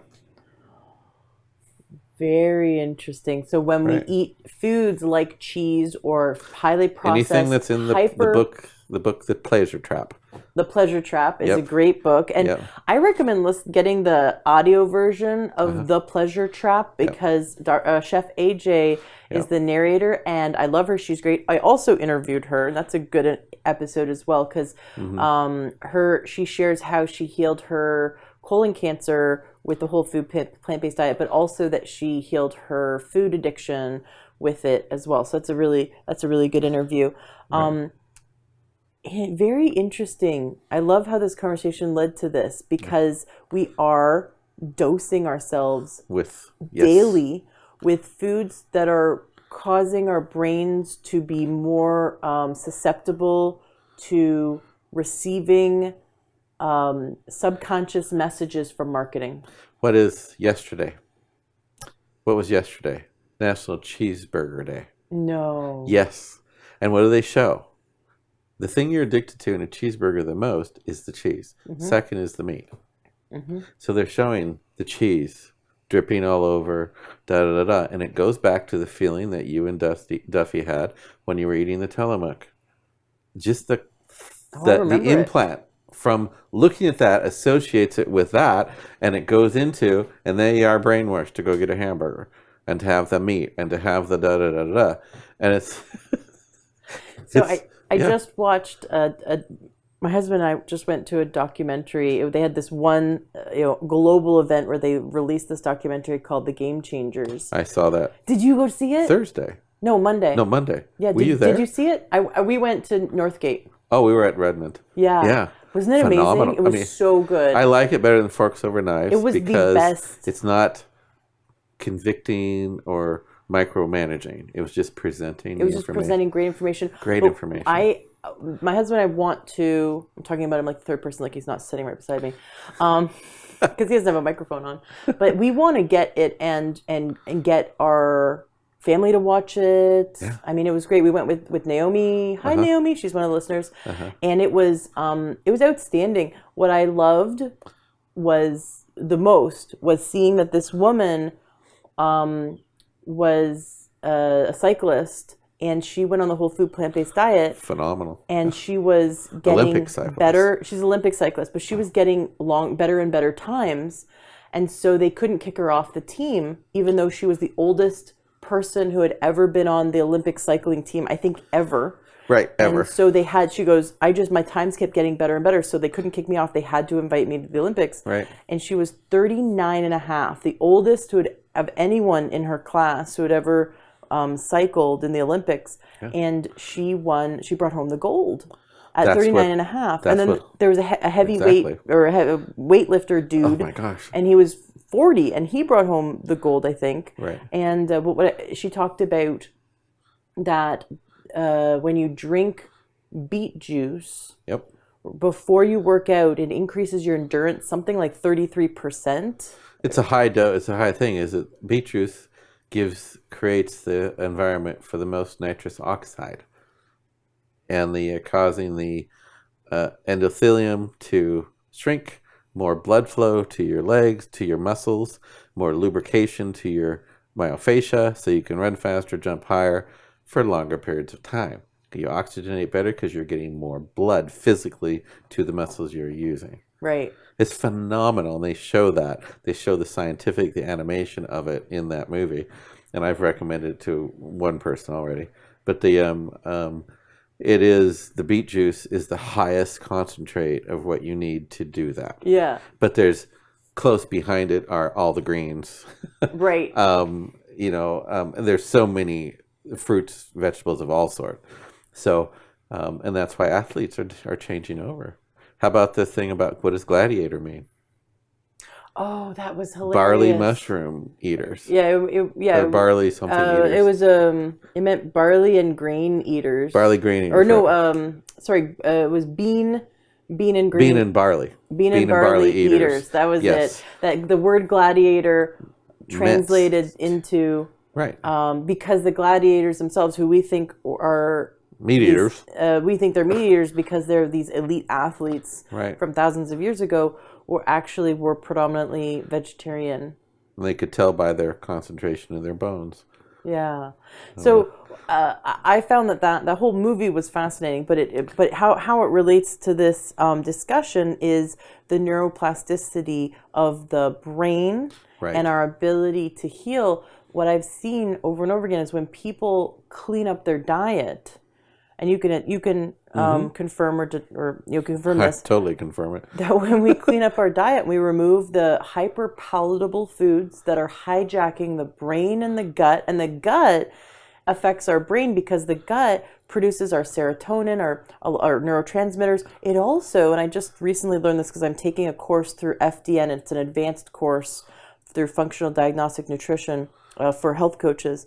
And I learned that 25% of the body's T3 is converted in the gut. So when we have dysbiosis, It's not then you happening. go to an MD and you say, I'm really tired. Well, you're Right. eating the standard American diet or the standard Right. Canadian or standard Australian diet, whatever. You're eating the standard, marketed to us diet, Yeah. processed food, Corporate diets. corporate diets. We're There we eating the go. corporate diet, hyper palatable foods of salt, sugar, and oil and animal products and flour. Mm-hmm. And we go to our MD because we're tired. The MD says, "Oh, well, you're 40 and you're tired and you have a few pounds on, so it's probably your thyroid. Let's test your thyroid." And then he sees your T3 is low, and then he puts you on a synthetic T3. Meanwhile, it has your thyroid is anything. fine, Right. but it was I mean, it could just be, for example, your gut or your liver. Your liver plays a huge role in your thyroid hormones, but they don't even look. They don't. They don't because they don't want to undo their treatment system. The medical service system is where they make their money. I have to convince one of the things that we do here is we look at the individual and what they specifically need. It all comes down to we all need to be whole food plant based. We're talking about that. But some people can get away with some meat. But there's nobody that can get away with fat. The standard American or standard corporate diet. Standard corporate diet. There's nobody can. And they go, well, I'm not dying. It's hard to convince people, that their thyroid will correct. Everything will correct if they give it the right fuel. Yes. And it's the same, we're talking about psilocybin therapy. It's the same with your brain. You give it the right fuel and it's going to change. It's going to change the neuroplasticity. That's why cheese affects that. That's why food affects similarly to hallucinogens. Mm-hmm. And that was, when you asked that question, the guy just gave me this download again. It was like, oh my gosh. Right. But it was fascinating. It is. That the brain, we can go out and we can get high off of legal food. And Totally. we can, but you're saying that the drawback. You don't get any higher doing microdosing of psilocybin than you do eating Tillamook cheese. Literally, you don't get any higher. I mean, Tillamook cheese actually gives you this euphoric feeling. That's Right? amazing. Yeah. Yeah. And the Tillamook or any cheese, I'm not picking on Tillamook, sorry. Oh no, it's a delicious. It's a delicious if cheese. You're gonna if you're gonna do cheese, Do like Tillamook. a drug, Yeah. we should start thinking about flour, sugar, oil, and animal products like street drugs. Yeah. Are you doing eggs? Yeah. Are you doing eggs and cheese? Yeah. I mean, it's like, are you doing That's what I do. meth? That's what I do with my kids. I go, Right? so you're still doing meat? Okay. And not a point of judgment, but a point of awakening and recognition Yes. that these foods affect the brain. Correct. And we can affect And the that's brain proven. in a positive way or in a negative way. In a But negative way. It's proven. But I've seen it so many times with my clients that when they clean up their diet, they are able to do emotional healing work so much easier because it's amazing. the inflammation is gone. The brain isn't hyper excited from these foods. The brain isn't hijacked Correct. from these foods. Right. So I've noticed that with my clients that have taken the plunge and switched over to whole food plant-based, over the long term, we can get into very different spots. Where the body's healing itself. And so we start taking the things that are preventing the body from healing itself, and we take away, and then they take away the food items that are preventing the body from healing itself or agitating the immune system, and all of a sudden their brain has time for other things, and their body has time for other things. And it's the priority. You're dying by eating the standard American diet or the standard corporate diets. And so your body has to put everything there, your consciousness there, your subconsciousness there, to just stay alive. It's amazing what the body will do too, because it'll keep you alive going even though you're sickly for years and years and years and years. But your experience in life isn't good. You're just experiencing one negative situation to another with your health and your mental capacity. All of a sudden you clean it up and the brain has time for spiritual growth. And you were talking about conspiracy theory. Yeah. And what the governments do when they want us unaware. When you're sick or sickly, you are obsessed with that. So you aren't growing spiritually. So you take it and you become dogmatic. Okay, I'm exhausted. How do I get to heaven? Okay, I do it this way. And there you go. Yeah. Or you say, because you're tired, you're exhausted. You don't have any time left to grow that way. And the food is what's making us exhausted, the corporate foods. And if you look at the corporate food structure, there is intent with it because of the corporations want to sell you their products. But there also gets that enough intent to create the thought forms which bring predatory energy to it. Mm-hmm.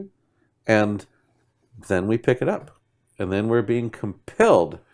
And the corporations love that part of it because they're selling more products. And all they care about is selling more products.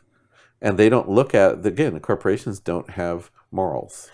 I think we should ask ourselves, and this is the homework I want to give listeners, ask yourself for the next week, every day, at every meal, am I compelled to buy this food and eat this, or can I say no to it? Yeah. Could I choose a giant bowl of steamed vegetables and just eat that? And then if you're still hungry, eat something else. But if there's something in you that's compelled to drive through the drive-through, or compelled to go to the restaurant, or compelled to buy the packaged food, or compelled to not eat those vegetables, and to not eat the fruit, not eat the potatoes that don't have everything all over them, just the baked potatoes, right.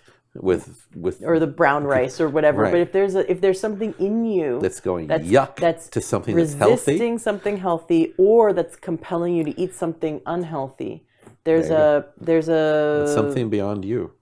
It's not you. Yeah, your body wants what's healthy. I'll give you an example with my wife and I.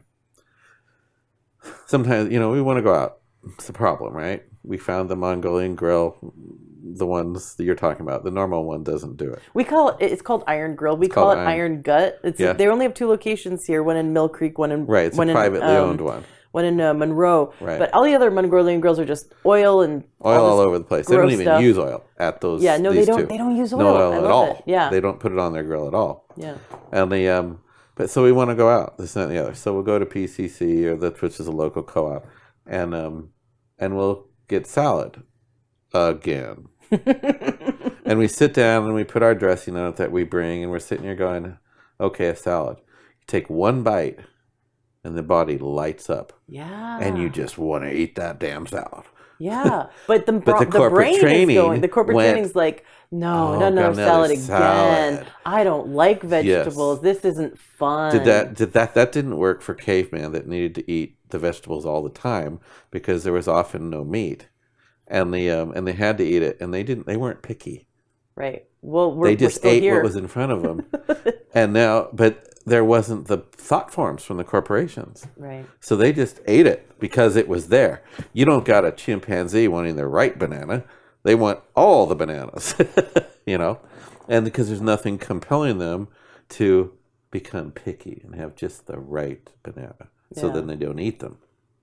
And so it's a buildup of energy that has created, has brought in evil to it, and we call them corporate thought forms, and those influence in every way they can, and they use food to enter your brain the same way psilocybin does. And I just am fascinated by that. It gave a whole new world of healing. Your question did. Thank you. You're welcome. But this is what I've been exploring on other episodes, and it's been building up to this. Right. This understanding of how important food is to our brain. It's huge. This I know. Mm-hmm. It is it totally controls your brain, your mood, your hormones, and throughout your whole body. Yeah. And you can look at that.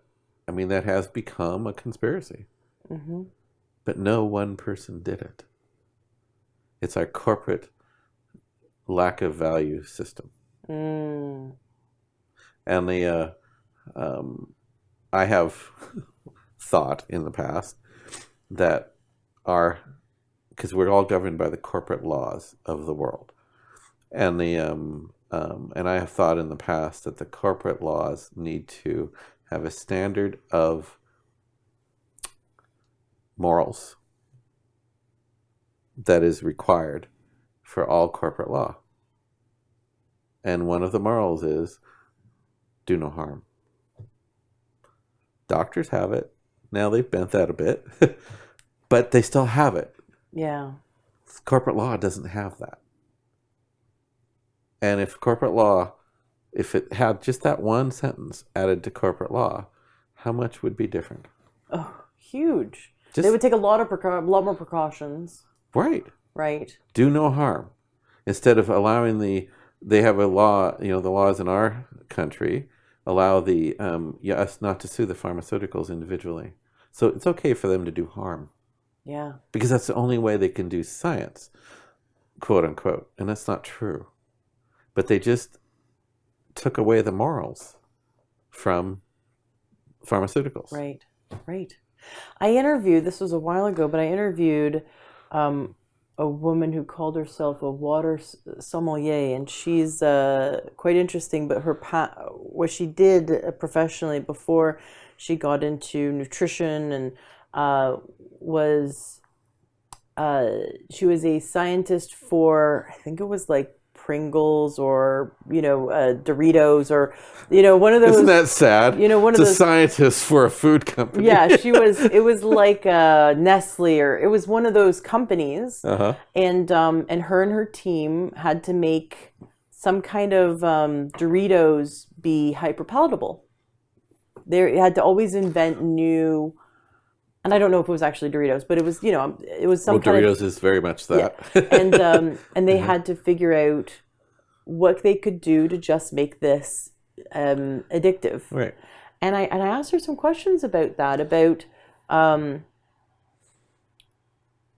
what the intention was behind it. Did she feel, because she eventually left that career, did she feel there was like an evil intention or intention to harm people? And she says, not at all. She said that the scientists on the team were scientists. Mm-hmm. And they were just looking at, what could they do to make something really excite the brain? And it was cool. It was science. It was neuroscience. What could they do to put a chemical on the tongue and make the brain light up like cocaine? Yep. And that was fun for them. Yep. And they came up with all kinds of interesting chemicals and interesting, fat and carbohydrate mixed with chemical ratios to make the brain light up 10 times more than cocaine, Yeah. So there wasn't a we're going to hurt people. It was more just like they were given a task. They're scientists. It was compartmentalized. Scientists are generally compartmentalized. Yep. And they had fun doing it because that was their task as a scientist. Right. And then, of course, she saw the big picture and saw how much the food industry was harming people. Yep. And so her idea was to then focus on how to make foods delicious in a wholesome way. Right. But that was her background. So I just thought that was really interesting, that her experience wasn't that she didn't feel like the corporation was looking to harm people. It just wants to make money. But the problem is it doesn't have the values or the morals behind it to not want to do harm. Well, if the confirmation bias, they call that, it's theirs is to look at the benefits of this. If they also were compelled to do no harm, they would have to look at the whole picture. And then they would discover what she discovered, and she could no longer be there. But instead, their confirmation bias, they're looking for this boxed in thing, and it's framed in, this is all you're looking for, so don't look for anything beyond that frame. Well, if the government said, okay, you have to look beyond that frame. Here are your constraints as a business. Here it is. You have to do no harm to the human body. No harm. Right. None. And that includes anyone who does research on it can say, okay, that disodium phosphate that they discovered in Lay's discovered instead of monosodium glutamate, they put disodium phosphate in. And that's the chemical that does that. Well, what does it do to your gut? What does it do to, and there's other chemicals too, but what does it do to your brain? Why is it doing that? So what does disodium phosphate do to the body? It's addiction.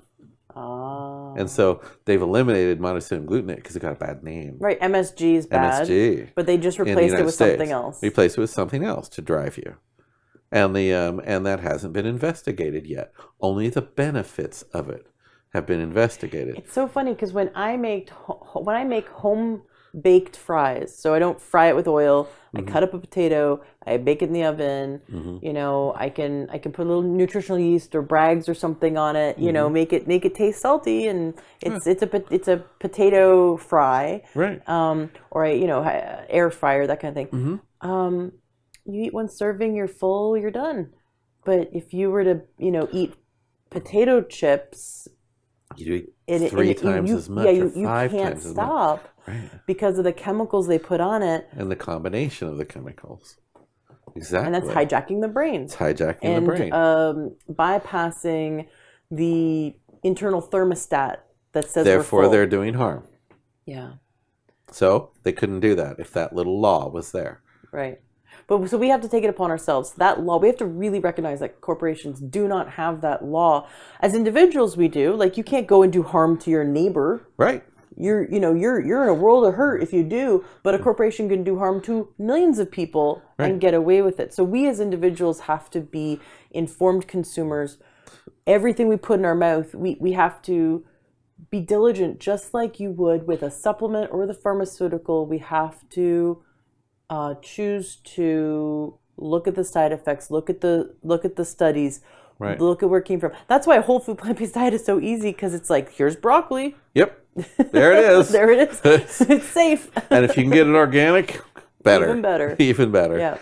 It's, and broccoli's, some people not their favorite thing, but there's ways of dealing with that broccoli that can make it absolutely be whole food plant-based and be delicious. Mm-hmm. I just discovered something last night. I'm going to mention it on your blog here so other people can do it. I was cooking, I cooked greens. They were Swiss chard. And I put in a pressure cooker for 4 minutes with some water and some garlic and some smoke. And the Swiss chard, when you say smoke, liquid smoke. Liquid smoke, okay, tiny bit, because that stuff's strong. It's very strong. And so I just did that recipe up, and I got done. It was a little bit bitter, and I like bitter. But I thought, there's combinations that the human body likes. And we like sweet sour, sweet bitter, sweet smoky. We like sweet with different combinations. And I thought, a little bit of apple juice on this would be amazing.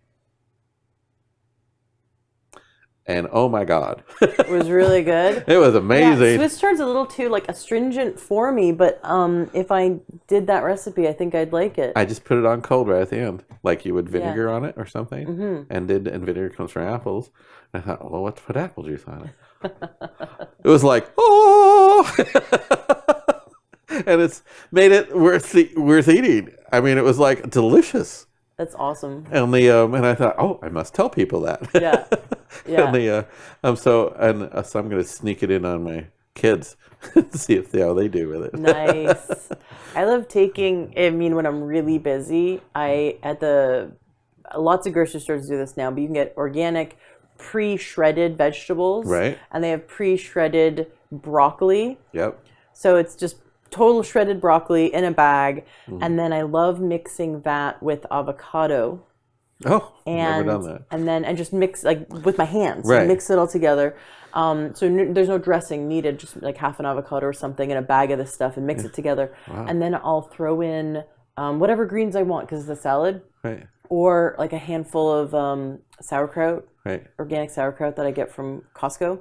Interesting. And it is an explosion of flavor. It's so good. It takes you forever to eat because it's like so much fiber. Right. But it's so Fills you good. up though. It fills you up. Oh, Right. dude, does it With fill you no up? calorie. We're very low Very low calories. calories. It's in healthy fats Right. and it's all, you know, and I love getting broccoli in because it's so good for the body. So Well, and that makes yeah. no profit for a corporation. And yeah, right. One of the combinations, people will use any excuse for bad behavior. So I was walking out of that movie, The Game Changers, and this lady goes, "Oh my God, if everybody does this, there'll be unemployment everywhere." And I just went, well, if you're going to base your eating off of global employment, well, then fine. But guess what? If everything would shift. Right. Well, they said that if I can't remember whether it was if America, like United States, went completely whole food plant based, like completely vegan, or if it was the whole world. But basically, I think it was just America. Just America. If America stops eating meat today, right, then we would clear up the size of the continent of Africa in terms of the farming that is required to maintain these animals. Right. And so it was something like 1/3 of the world basically would be free to be grow forests, vegetables and grow forests. vegetables, but that only only 20% of our farmland in the world is used to make non-meat. I think it's less. I think it's 15%. It was crazy. It was just crazy. Right. So the numbers basically, if we didn't grow meat, then the employment would be to grow vegetables, have local farms. I think, well, there's a lot of benefits to it. But that's funny that her first thought was all the unemployment. All those poor people that work in the meat factories, they don't want to. That's just the available job. They don't actually like working there. No. So so anyway, it's a tough. These things that open up our brain for change are not only in our regular diet, but you can also do it, like we say, with microdosing. Yeah. And that's we have to be very cautious when we open up our brain in our daily life to anything. Like I say, I won't meditate in groups, and I won't because we're opening yourself up. Well. That's the same with food. We're opening ourselves up every day. People that go hang out at McDonald's together and eat a Big Mac, they're opening themselves up. Open up to the same thing that cocaine does and things like that. And again, I remember the name of the book, The Pleasure Trap, and it's like, read it. Yeah. You'll understand the chemical reaction going on, and and it's very similar to psilocybin, and it's food.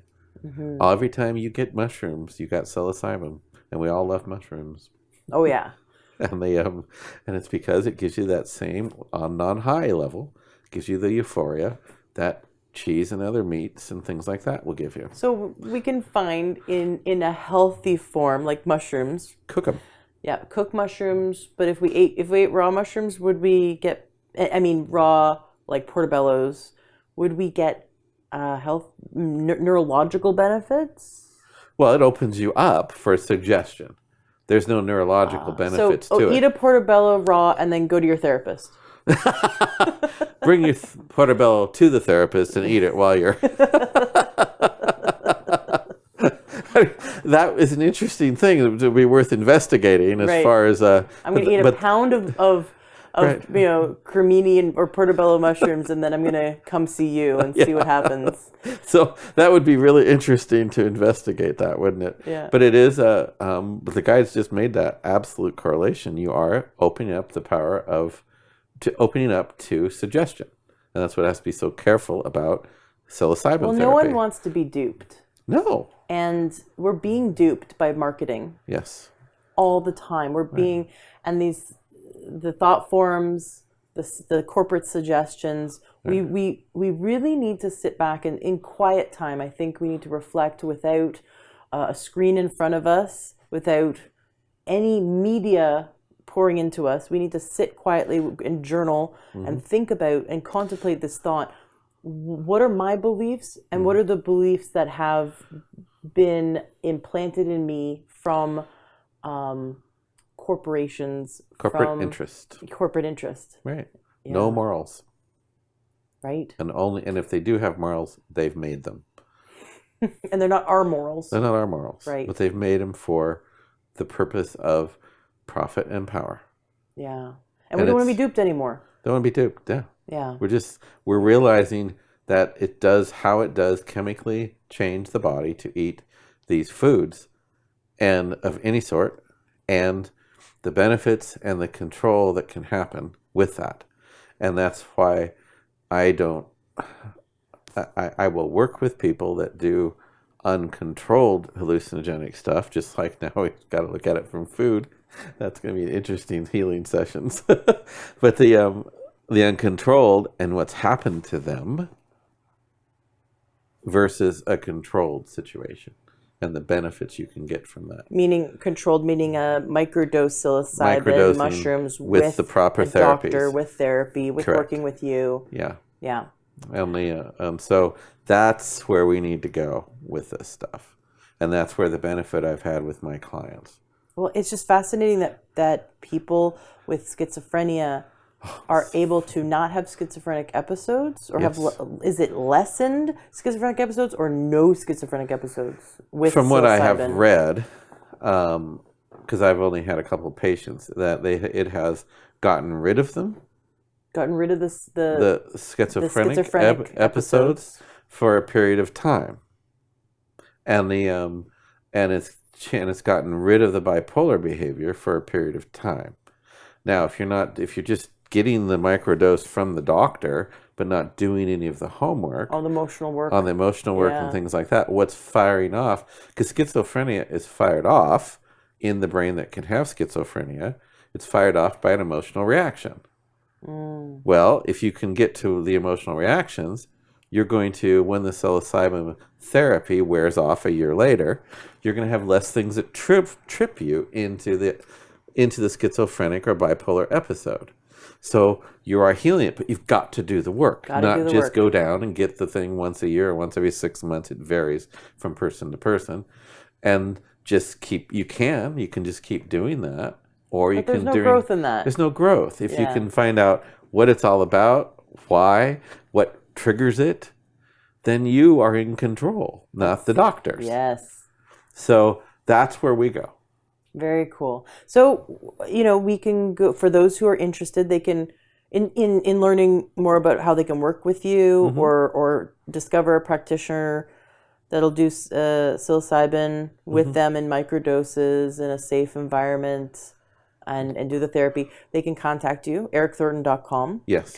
And that it's not legal in every state or country, so that needs to be taken into account. Right. But that Canadians can get it. But there are people in different states that, even though it's not legal, can have access to it with certain doctors that are willing to go against the laws in order to help people. So this is sort of like, I feel like it's like 10 years ago with marijuana. Correct. We're just, there's only a matter of time before it's going to be legal, and that people will be able to use it in microdoses for this type of healing. For this type, you have to have the follow-up. But what we can do now is look at our diet, because it affects our brain every meal. Every meal every snack, everything you put in your body affects our brain. Right. And so it's different. I want a last thing here. It's different from one person to the next because of the way your body digests food and how much damage there is to your digestive system. And so you have several factors there. And that's why it's not just a one thing fits all. I'm reading a really interesting book right now. It's called The Metabolic Typing Diet. And I'm enjoying the story and the science.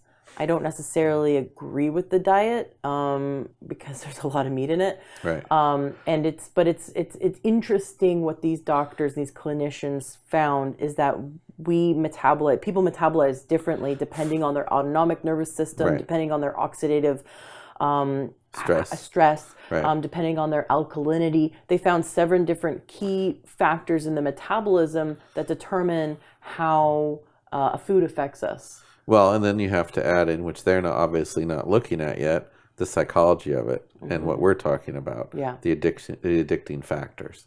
Yeah. And so there's in the work here, we look at all of that for each individual, a different set of circumstances for everybody that comes in, because I listen to their guidance, so we can take them through whatever they've chosen to do. If you look at it as an individual instead of a corporate formula, you're going to get far better care.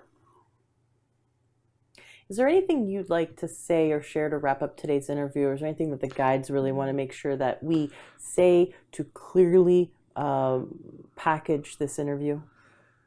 Well, let's look at how the things we put in our mouth affect our brain and our body and our digestion. And it affects every single person that is currently alive in a physical if you have body. A pulse. Yes, you have a pulse. It affects you. Denial will get you nowhere. It keeps you right where you're at, which is fine if you're happy with it. I'll share this quick story that I just had a late night phone call with a friend. I called her as we were driving home. Our son fell asleep in the car, picked him up from grandma's after watching the movie The Game Changers Monday night. Really good movie. It's coming out digitally soon, so everyone can watch it. So. Everyone needs to watch it. Everybody needs to watch that. It was really well done. James Cameron, who's the guy that directed Avatar, he's the and directing the new one, right? Currently directing Avatar 2. But he's the mastermind behind it. So it was really well done for even people who are like totally convinced they'll never give up meat. You should still watch it because it was very entertaining. But it was really funny too. But anyway, we're driving home and I immediately had to call a friend she lives in Texas. She lives in a hospital with her friend who is quadriplegic. And she's the caregiver for this quadriplegic who has had the same bed sore that Christopher Reeves died from. And the doctors and nurses are telling my friend, they keep reminding my friend, Christopher Reeves, multimillionaire, died from this. Your friend isn't going to make it. Right. And so this April, the person who's experiencing the bed sore, she has been in 3 different facilities. Mm-hmm. And she'd be fine with me sharing this. I know her. And in the first facility, so I sent them a blender and I said, put vegetables in the blender and feed April smoothies because she's she fell and broke her neck while down in Texas. And she can't really chew food. Mm-hmm. And so I sent them a blender and I said, just because the hospital food's horrible, I said, just blend vegetables, drink it. And so the first month there was huge healing. Yeah. And she just didn't allow April to have any of the hospital food, and they got the doctors on board. Just vegetables in smoothies and almond milk or whatever and drink it. Right. And the healing was amazing. Of course, they're doing all their therapies on it. Right. And then they transferred April to a different hospital who for 1 month did not allow April to have any vegetables. They said no. They only gave her some kind of protein shake with fake nutrients in it. Right. And she got worse. Yep.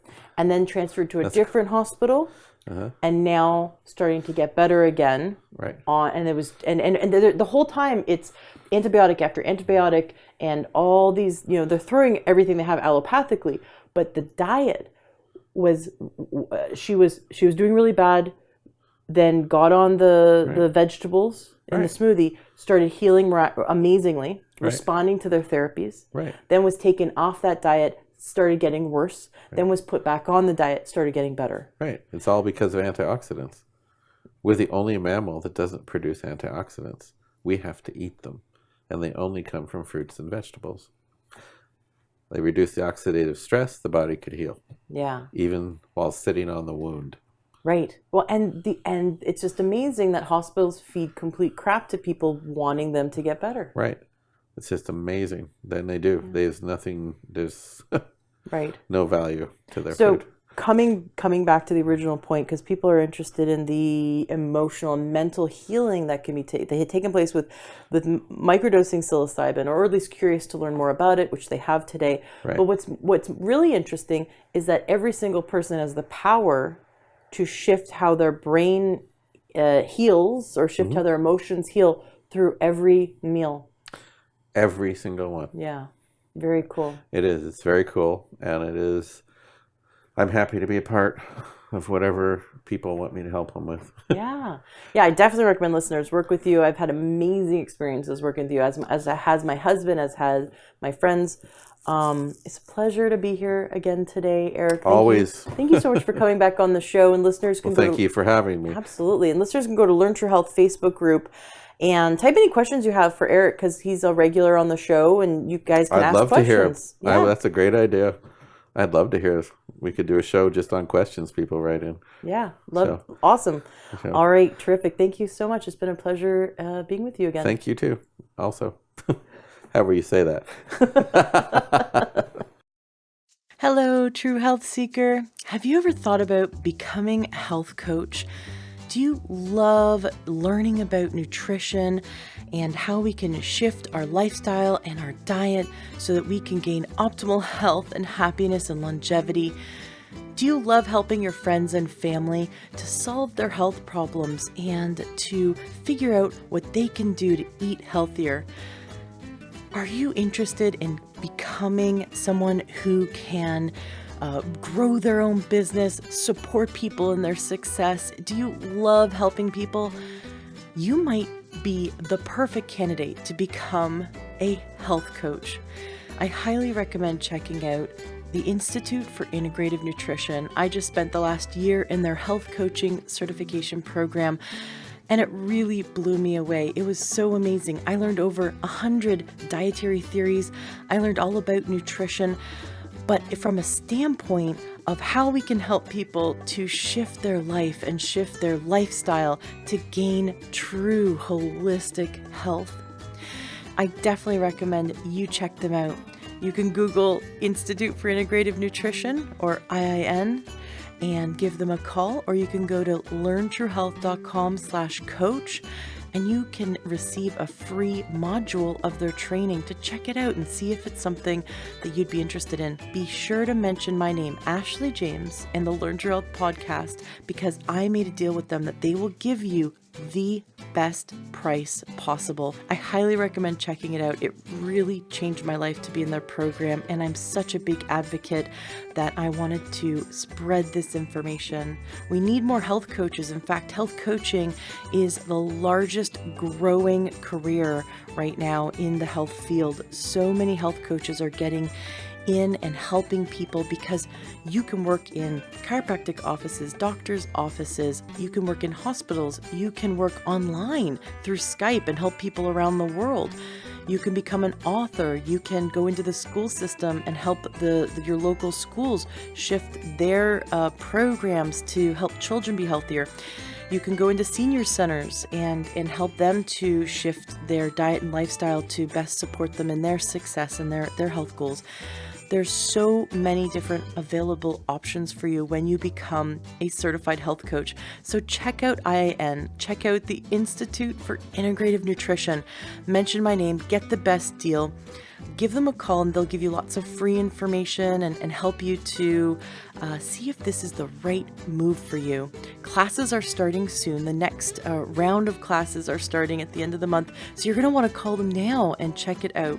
And if you know anyone in your life who would be an amazing coach, please tell them about it. Being a health coach is so rewarding, and you get to help so many people. Are you looking to get the best supplements at the lowest price? For high quality supplements and to talk to someone about what supplements are best for you, go to takeyoursupplements.com, and one of our fantastic True Health coaches will help you pick out the right supplements for you that are the highest quality and the best price. That's takeyoursupplements.com. takeyoursupplements.com. That's takeyoursupplements.com. Be sure to ask about free shipping and our awesome referral program.